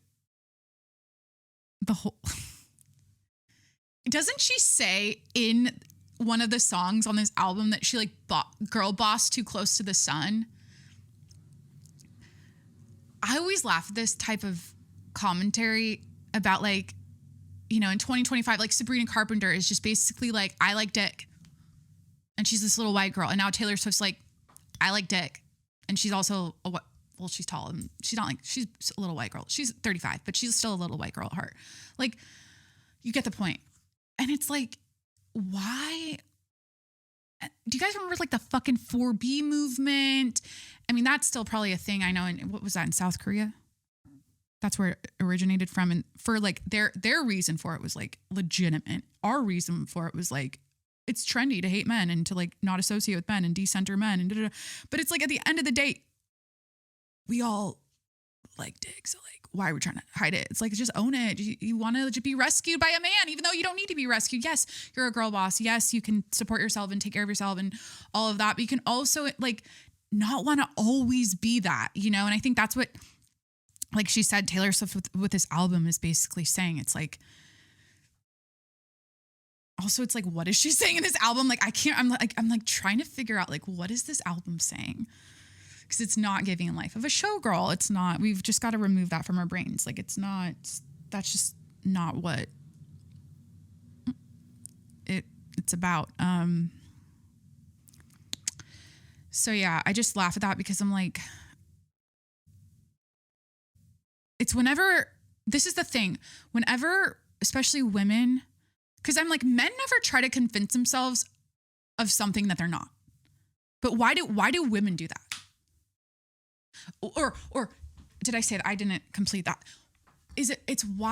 Why is it that women, it's because we're always having to prove ourselves, right? And we're always having to, yeah, in a world where we are, you know, I mean, yeah, we're discriminated against, we're at a disadvantage, we're oppressed, for centuries, all that. So it's like we've always felt this need to prove ourselves. But men, what I'm saying is, why do women always have to do this mental gymnastic shit and try to prove to themselves and to the world that there's something other than what they are, or they're, that what they want or what they want, how they want to live or who they want to be isn't who they innately are, and especially biologically are, you know what I mean? And that's a whole like girl boss movement. Okay. I do think there's just like this pushback now, and there's this like realization women are waking up and they're like, what the fuck was that? Why the fuck did we want to like go to work that bad and like be in a man's world and live like a man and be like a man that much? Like it sucks. Like it fucking sucks to be, you know, to like want babies and to like have this innate desire to like be a mother. And like, once you do that, you're like, fuck. Like, and I know a lot of women do it and they're totally happy doing it and everything. But a lot of women are like, being a working mom is bullshit, you know? Like, why the fuck did we ever want this? Like, it shouldn't be this way. And amazing we have the option, progress. I can acknowledge that. I'm not saying it's all bad, but I think women are like burnt out of the girl bossing at this moment in time. And they're just like, I just want to like be rescued. I just want to like have a basketball hoop. And I want, what is her song about? I just want people to like leave us the fuck alone. Me and Travis, I just want them to leave us the fuck alone. I want to have your babies. They're going to look like you. They're going to run around the block with their friends in our suburban neighborhood with our basketball hoop. And I just want your redwood. I just want to be dickmatized by your redwood dick. And I just want that and your love to open my thighs, because your dick isn't the thing that opens my thighs. It's the love I have for you that opens my thighs. That your love is what does that. So that's honest, you know? And it's like refreshing that like women are being honest about their true desires and wants that have been suppressed because they've girl bossed too close to the sun. Does she say that in her? I think she says that in one of her songs, which is kind of like girl boss is like cringe. Like, why would you say girl boss? I feel like she used a little too much internet speak and like the word memes, you know, she used that word, which is like, a lot of people are like, that's so not Taylor Swift to use like memes as a lyric. Surprised she didn't use like keyboard warriors or like, I don't know. What else do I have about Taylor Swift? Oh, we got to finish this girl's video. 3 minutes and 5 seconds in. Taylor Swift's new album. Okay. In 2025, okay. the rich. Wow. Taylor Swift's new album. 3 minutes and 5 seconds.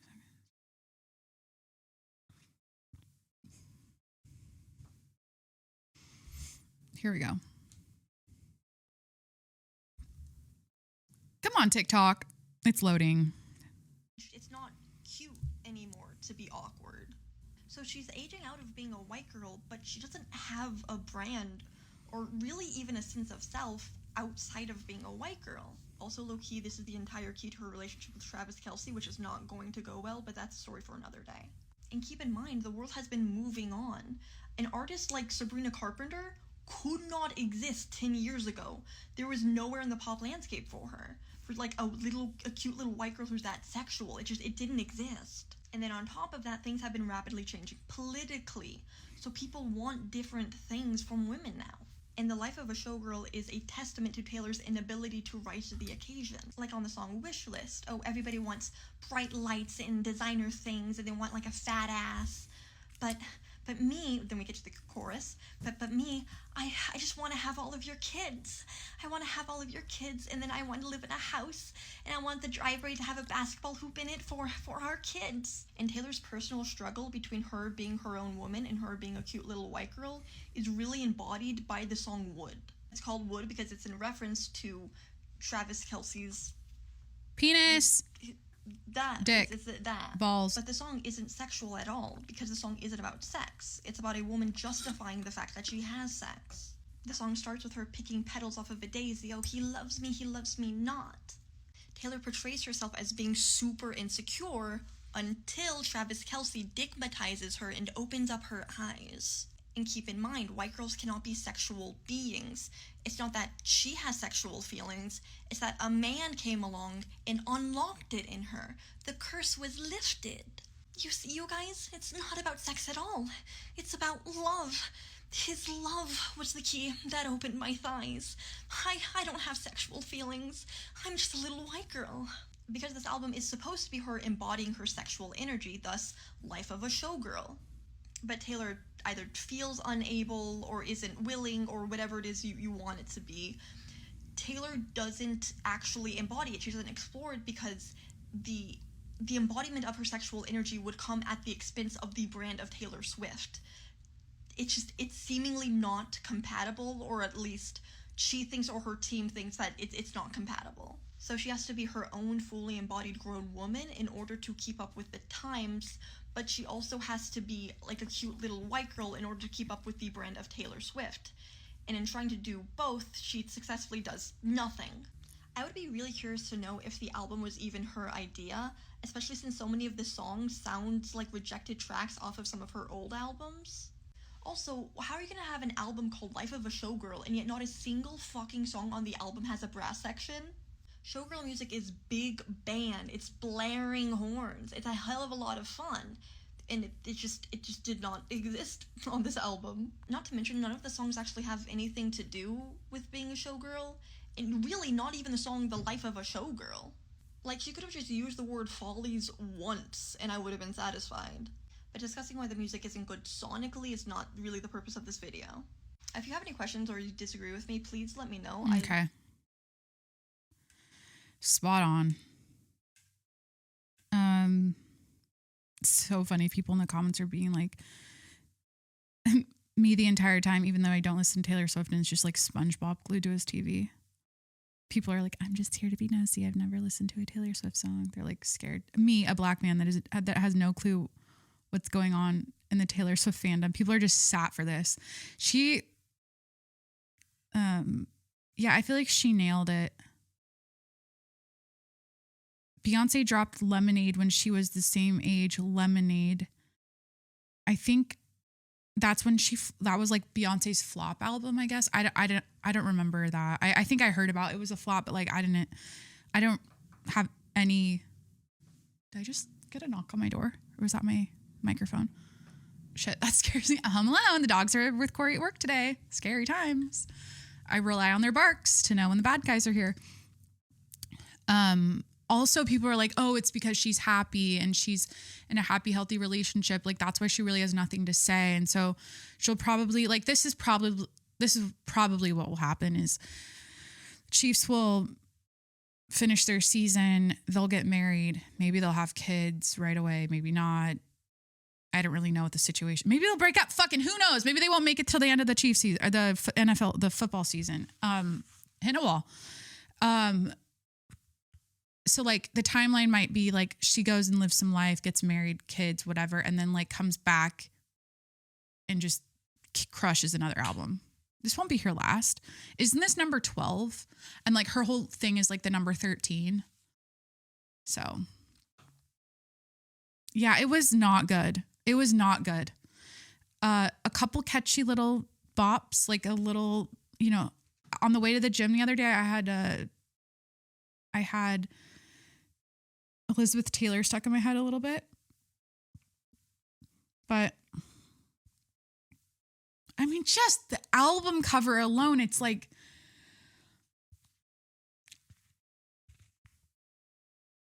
okay.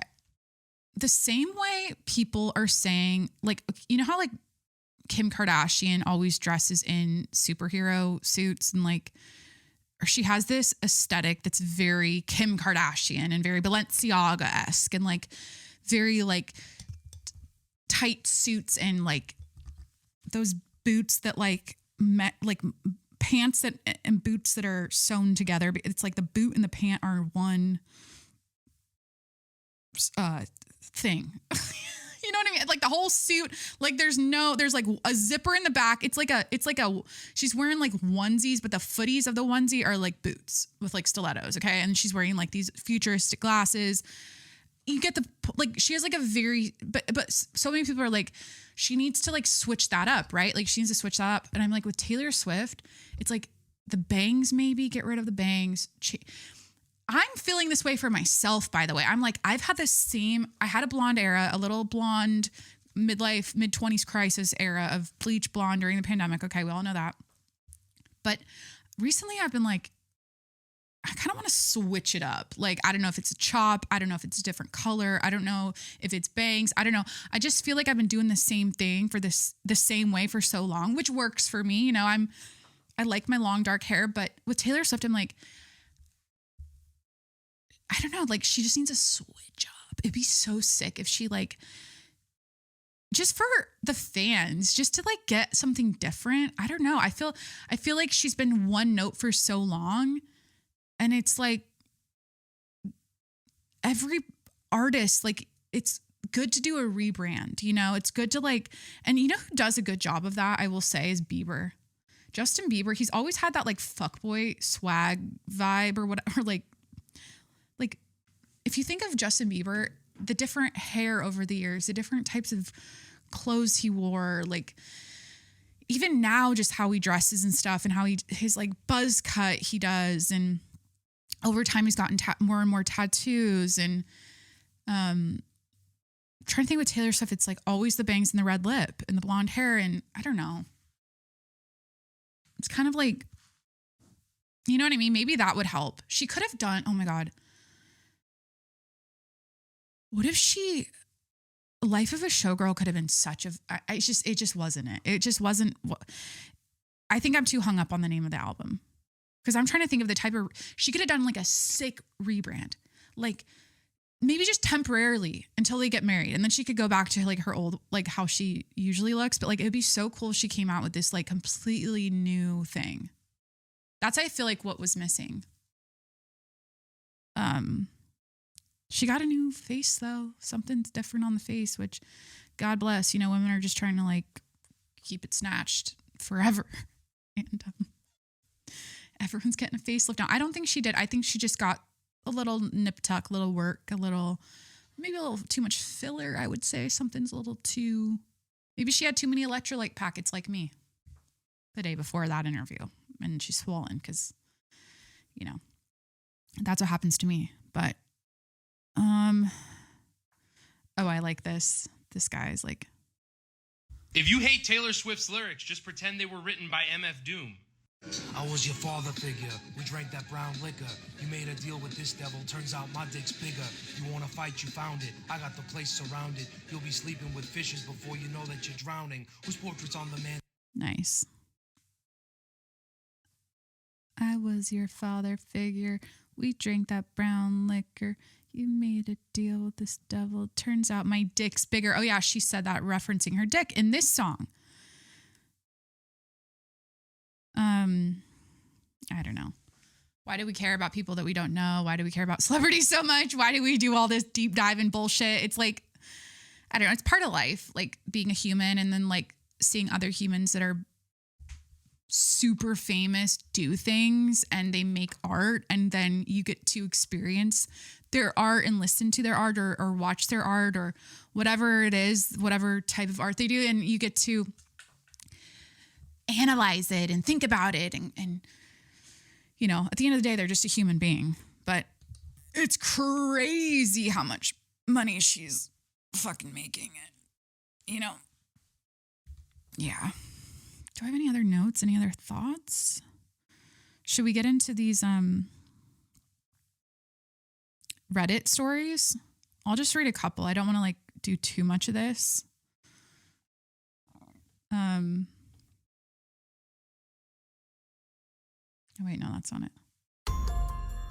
Scary stories from Reddit.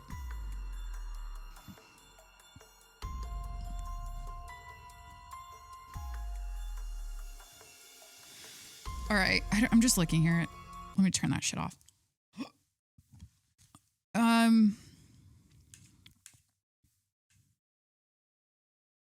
My neighbors say they've known my son for years. I've never had children. Everybody loves a happy family. I think my husband's sex doll is trying to replace me in more ways than one. Wait, this has got to be good. Oh, is it just a picture? Oh, I got to read this on. I think my husband's sex doll is trying to replace me in more ways than one. I came home for, okay, is this long? I don't know if it. Sometimes I'm like, if it's this long, were these written by ChatGPT also? Like, who has the time to write? This is so long. Someone wrote, I clicked on this since I thought the title stood out, but wow, probably some of the best writing I've seen in this subreddit in a while. Very suspenseful. Had my eyes glued to the screen, would make for an amazing short film. Is this all fake or is this like a story?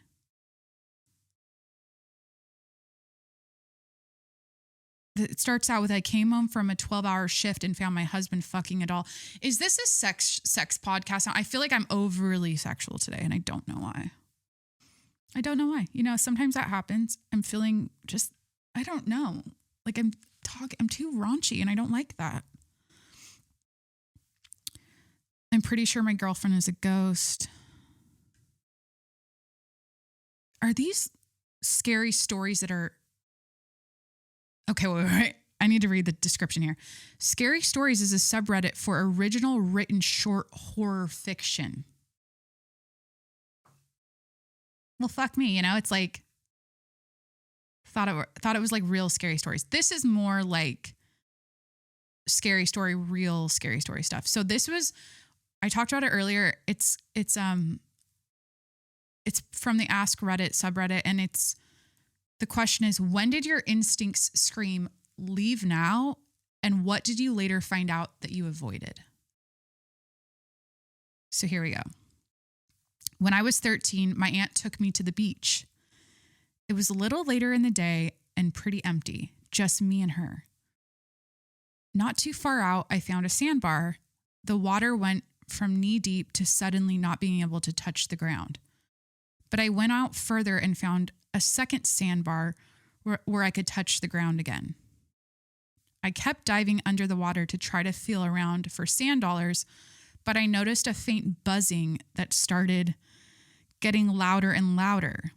There were no boats or anything, and I could only hear it when my head was under the water. But it sounded like something was next to me and super close. It was starting to weird me out, so I looked back at my aunt, who was standing next to two other people, frantically waving at me and screaming, but I couldn't hear what they were saying. I just knew right then and there, don't splash, don't panic, and move slow. I basically tried the pace of just walking back even when my feet couldn't touch the ground. The buzzing I was hearing turned out to be sharks circling me. Two joggers noticed the fins and told my aunt, and they weren't dolphins, and that they weren't dolphins, and that they were getting closer to me. My aunt was pissed I took so long getting out, but I told her I felt like it would have been an awful idea to start kicking and splashing, and something was telling me to go as slow as possible. That's crazy, because when she was describing the buzzing sound underwater, I was thinking she was like by a dam or something. I'm like, my brain was like, is she going to get chopped up in like like, I don't know, something's underwater that like chops things up. I don't know if where was she at? A lake? No, she was at the ocean. Of course, there's sharks. Yeah, my brain was not thinking sharks. That's a good one. Okay, a little less dark than most comments here, but I thought I'd share. And I want to think, do I have a, oh shit, I'm glad I listened to my instincts and left when I did moment?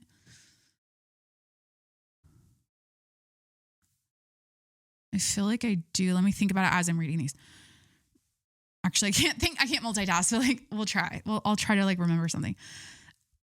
I went to the zoo with some friends and my girlfriend.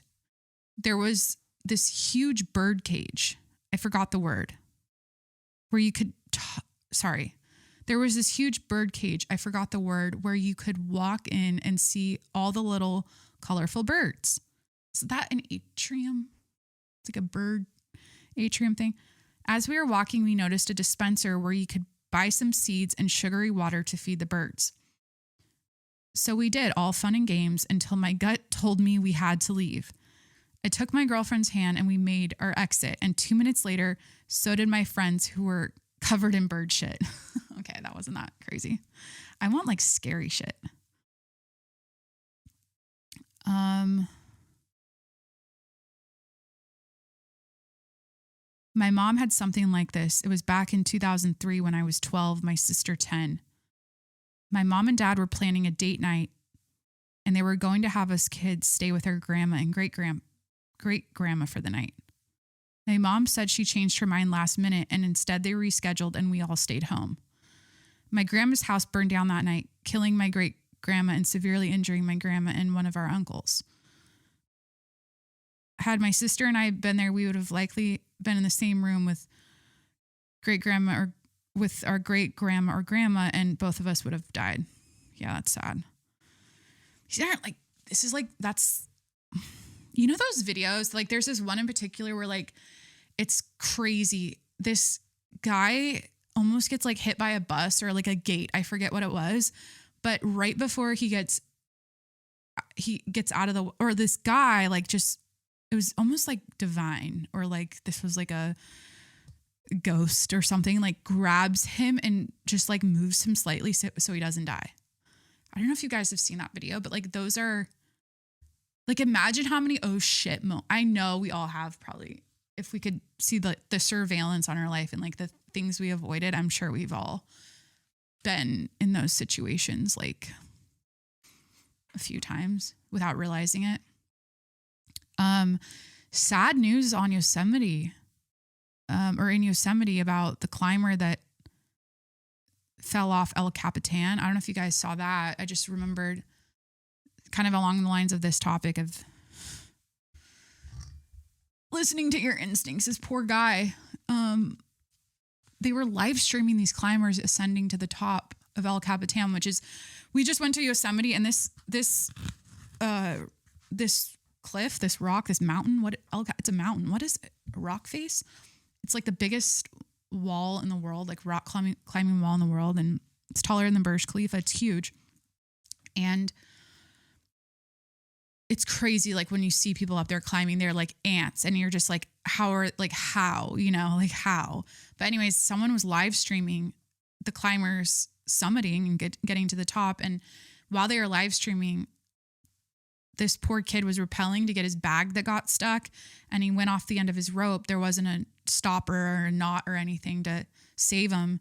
And as he's rappelling down, unfortunately, I saw the video, he like runs out of rope and just goes and just falls. And you could see it like the last second, him trying to like grab onto his bag or something. And so yeah, really sad. I mean, just like not thinking, I guess, where you're like, oh, I'm frustrated. My bag got stuck. I'm going to go get it. And then not thinking about I don't know.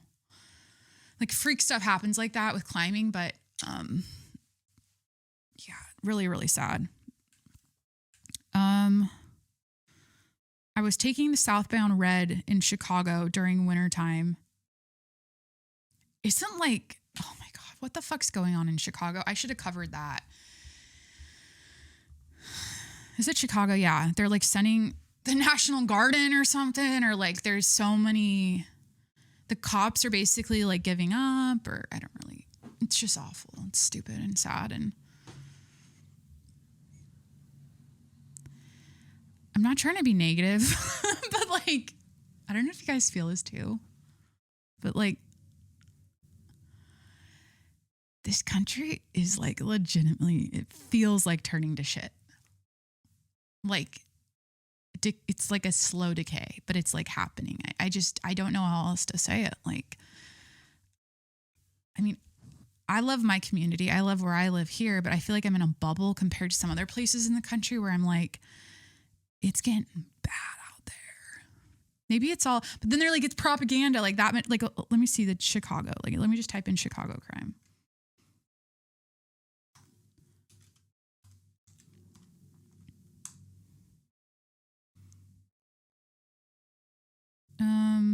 Chicago crime crackdown, National Guard troops arrive amid tensions.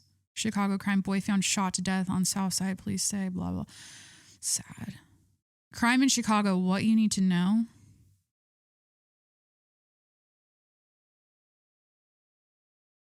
Two weeks after deploying military troops and federal law enforcement agents to Washington, D.C.,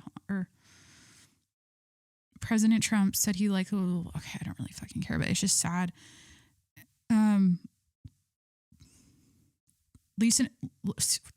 Looking at recent data, Chicago's overall crime rate in June was 444 incidents per 100,000 residents. I don't know. Basically, I heard something that was like National Guard's going to Chicago. Trump said something about it'll be good practice. And then for our military.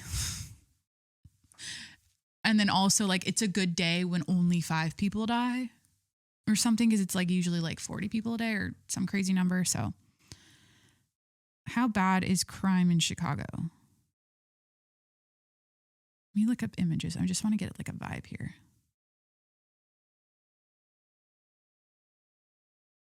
It's why now? What's going on? What changed? Or it's always been bad, but why is it this bad? Did something happen? What's going, I don't really. Back to Reddit. Okay. I was taking the southbound red in Chicago during wintertime a few years ago, and 3 people wearing balaclava. I think this is a weapon or something. Are these brass knuckles? Balaclavas? Baklava. Entered my car, which was already pretty full. 2 were so this is the red. It must be a subway. 2 were standing in front of one exit, and the other guy was standing in front of the other. I saw them scan people in the car in my peripheral vision. Then the guy standing alone looked over at the other 2 and gave them the okay nod. I felt like something was about to go down, so I got off the next stop and walked the rest of the way home. Fortunately, was not stopped by one of those guys when I passed them, probably because there are other people in the car.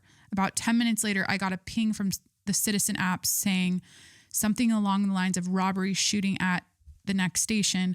I passed the next station on the walk back and saw tons of cop cars along with an ambulance parked at the entrance. That's sad. Yeah, I really want to think, I should just end the episode. This is getting kind of long. It always is, but I feel a time when I was oh, I just avoided that. A safety thing.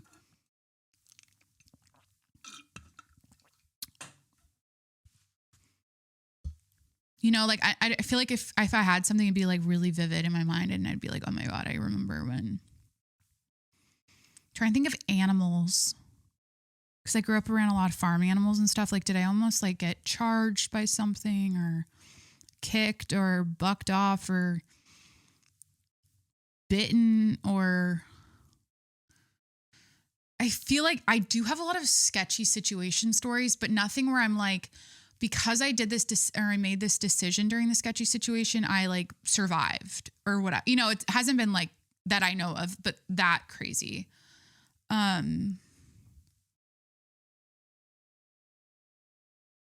Yeah, what comes to mind? I've gotten hurt a lot, just stuff happening or you fall or.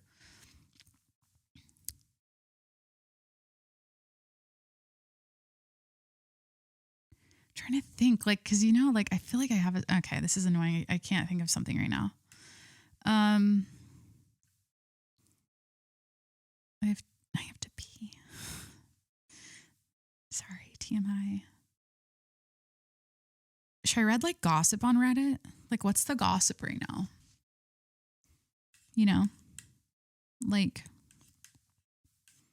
What's happening in the influencer world?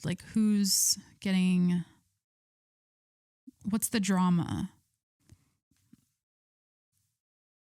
There was some Birkin bag drama I saw. I don't really care.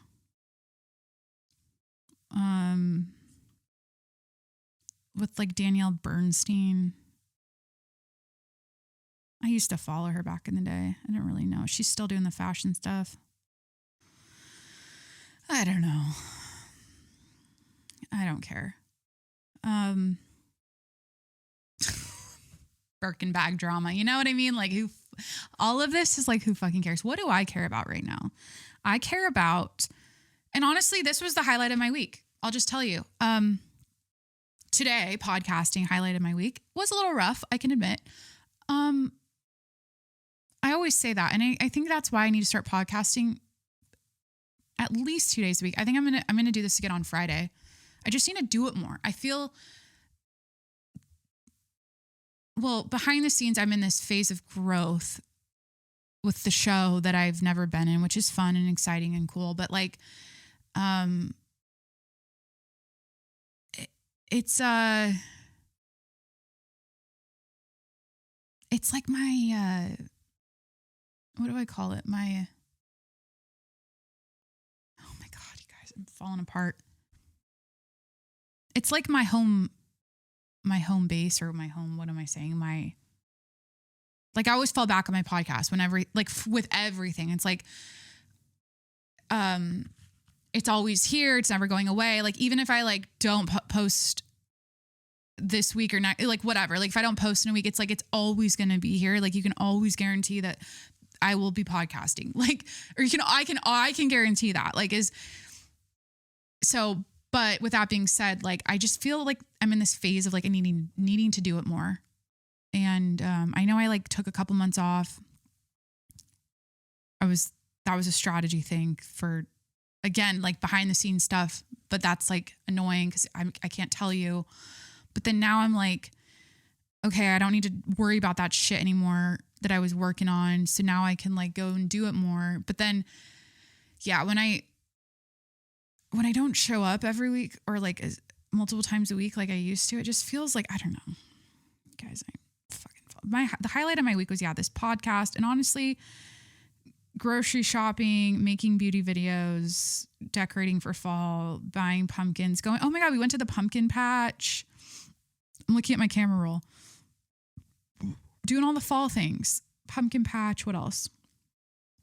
Oh my gosh, working on our backyard. So we're landscaping the shit out of our backyard right now. Like we keep buying plants. Like every weekend we're going to the nursery and buying plants.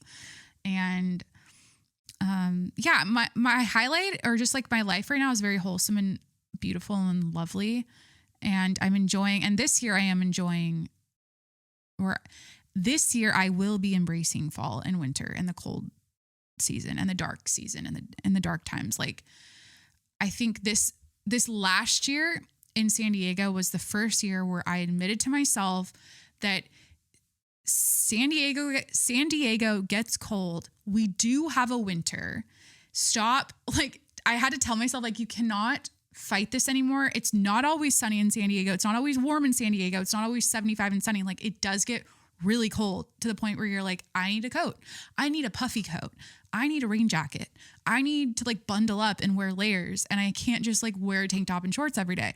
So this year I'm like, I got a new, by the way, I just like cleaned out my closet again. Like I keep doing that, but I got some new jackets that are warm that I'm going to wear all fall and winter. And I've been buying sweaters. Okay. I've been getting some like fall warm things, and I'm like, actually like, I'm feeling the vibes this year and I'm not like fighting it. I always feel the fall vibes and like the holiday, like warm and fuzzy feelings with like Halloween and Thanksgiving and Christmas. But this year I feel like I'm going to enjoy it more because I know what's coming and I'm not going to fight the cold. Because I hate being cold. That's the thing. I hate being cold so much that, so I moved to San Diego. Like, I'm like, I need to be in the sunshine. Like, that's how much I hate the cold. But yeah, now I'm prepared mentally and physically with my warm clothing. And it's like, God, we're blessed to live here though. It's a mild winter compared to some other places. Speaking of Chicago, like so much more mild than the Midwest and the Northeast. And do I have anything else? I don't know. I'm going to podcast on Friday. Come hell or high water, I'm doing it. I need to do this more. I feel out of sorts when I'm not doing it more regularly. And I had a scary thing happen. Speaking of health, Every now and then, like a lymph node on my neck will swell up and I'm like, what the fuck is this? This one scared me so much to the point where I was at the store. This is when I bought my leather jacket. I was like in the dressing room and I like felt my neck and I started like getting instant anxiety. Like, oh my God, what is this lump? You know, it's officially like gone and down. And I'm pretty sure it was a lymph node, but it was bigger than usual. And it was like, it felt like it was literally like on my jugular vein, like blocking, like I thought it was part of my vein and it was like a clogged thing. You know, I was like, what the hell?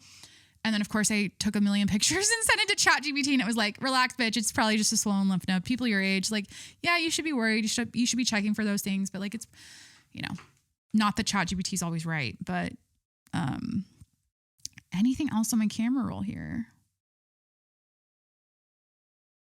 Did I tell you guys we went to a music festival? Have we talked since then? We went to the Cross Fest here.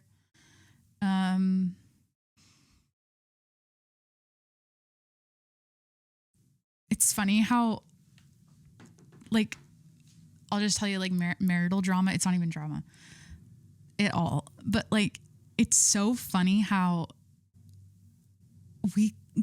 Corey and I get along about most things, like pretty much everything, right?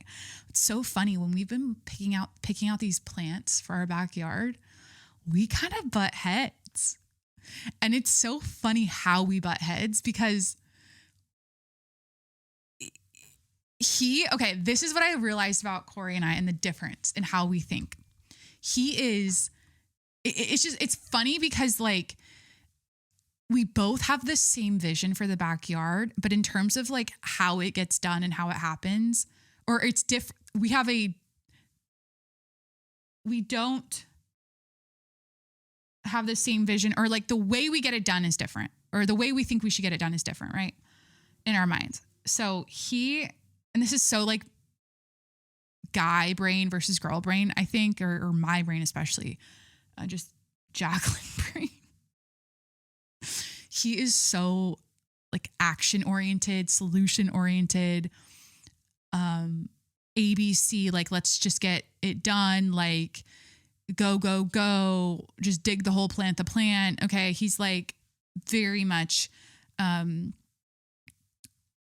like that's how his brain works, which is amazing. So I never have to worry if shit's gonna get done because it's done yesterday. Okay. He's very quick at getting shit done. And anyways, I'm like, and the thing is like, we're both thinking 10 steps ahead. Okay, no, here's how I think. Okay. So I'm also like, okay, let's get shit done. But I'm like, what did I say? I said it so perfectly to him because I was painting the picture after. I was like, wait, this is how we are when we get into it, when we are dealing with the plants. I'm like, what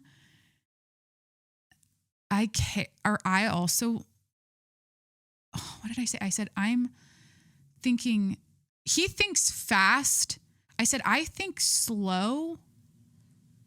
Oh my God, I'm falling apart.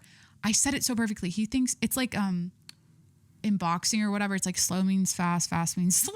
It's like a phrase you've probably heard. But I'm thinking of, I'm more slow and steady and methodical, right? And the reason why is because he's thinking of this is what it is. It's like when we were dealing with the plants, we were buying the plants and it was like, okay, we got to plant the plants. He's thinking about the next step, right? Of like, okay, we got to get this backyard done. So we need to plant the plants. We got to put the plant in the ground, right? And I'm like, I'm also like, I want the plants in the ground. I want our backyard to be beautifully landscaped. But the reason why I'm not fast about it is because I'm thinking of 10 steps ahead.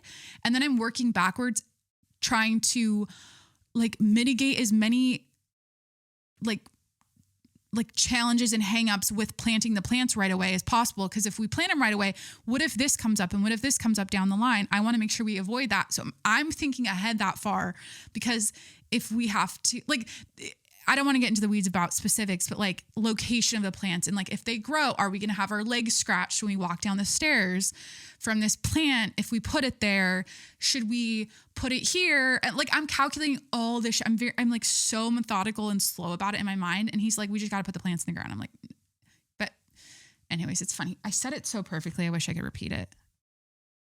I said I'm just always I'm always thinking of like risk management or crisis aversion, or like how I can,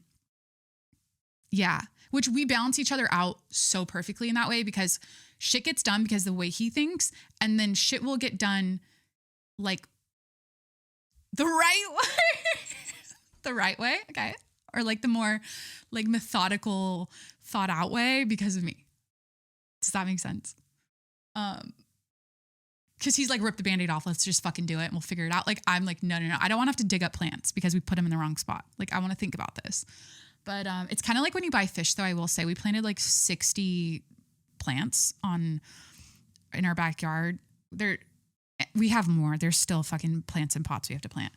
But it's kind of like when you buy fish, and it's really sad when you buy like 20 fish for a fish tank, 3 of them die, you know, and like overnight, and you're like, fuck, you know, you lost 3. There's like 3 bushes that just, I don't think are going to make it. They got transplant shock when you transplant the plants into the new soil. But anywho, I'm getting dry mouth. That probably means it's time to end the podcast. Just for funsies, what's on the breaking news right now? Did I miss anything as I was podcasting? Did anything come through?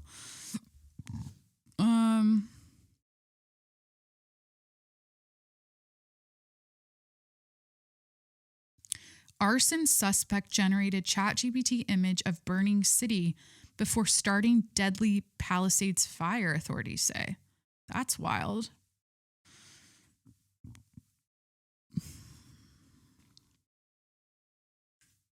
I don't know. Disney pairs aggressive discounts with small price increases. Yes, parks. Here's why. Yeah, like there's no one going to Disneyland anymore. The numbers are down there. Oh, it's fucking playoffs for baseball.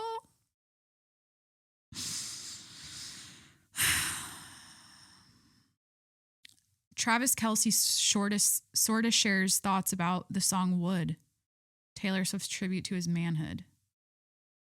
I mean, just this headline. Like,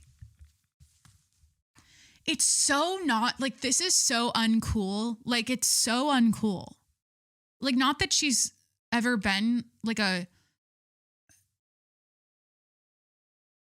this whole... it's just the dick thing. It's like the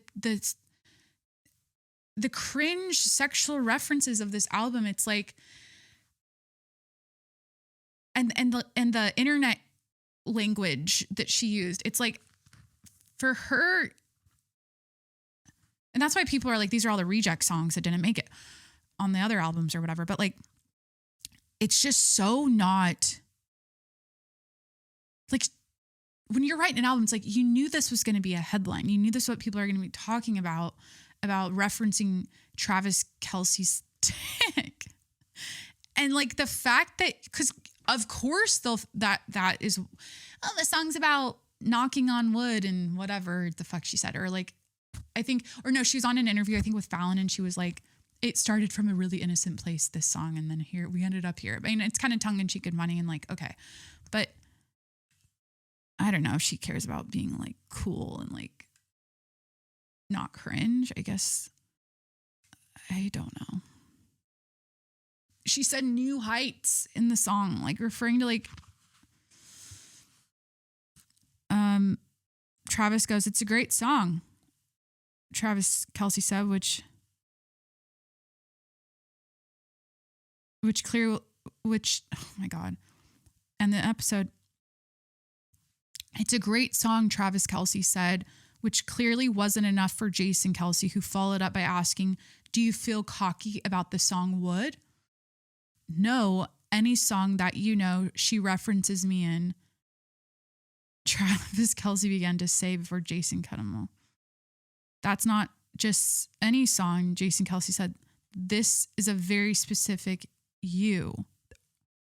Travis Kelce pretended to be clueless. I love that girl, so what do you mean? He said. He's so great. Okay, I'm sorry, but Travis Kelce's personality type, though, like, I get why they work. You know what I mean? Like, I do see I don't know if I could handle his.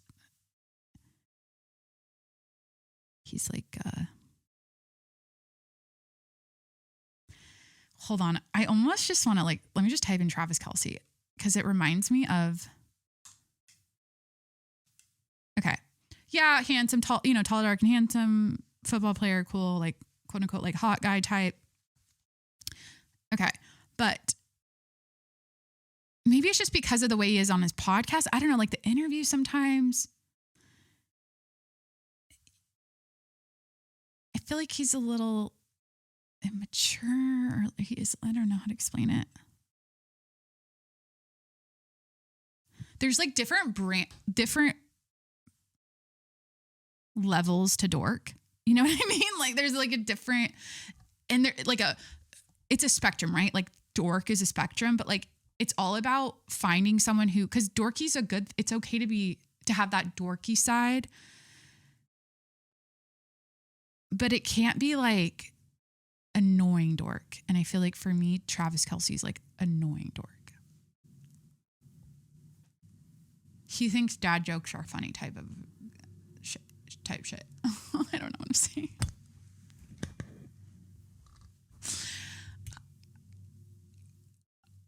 Corey's the first man I've ever known that's like actually funny, like actually fun. Like it's not even subjective. Like it's just,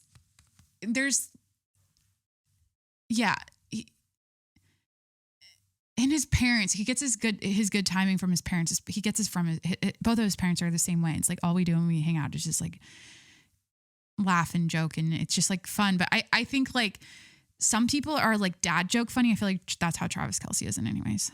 I need to like look at more interviews. I kind of forget, but like from what I've seen, I'm like, it's just kind of dorky.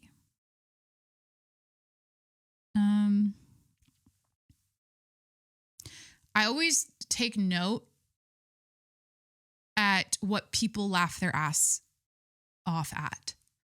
Like when people laugh their ass off at something, like they think it's like the funniest joke ever, and you're just completely blank, like stare, like that wasn't funny at all. And I feel like that's guy to guy humor too. Like guys, like this type of shit, like Corey will be like, so-and-so sent me this, it's so funny. And I'll watch it and I'm like, no reaction. Like that wasn't funny.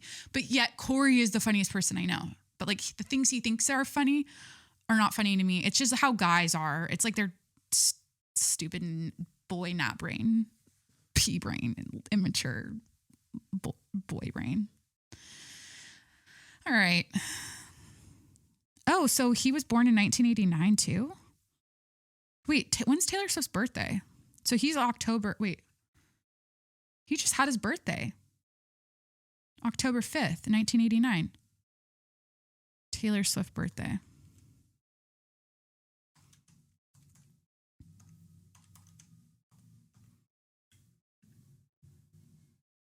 December 13th.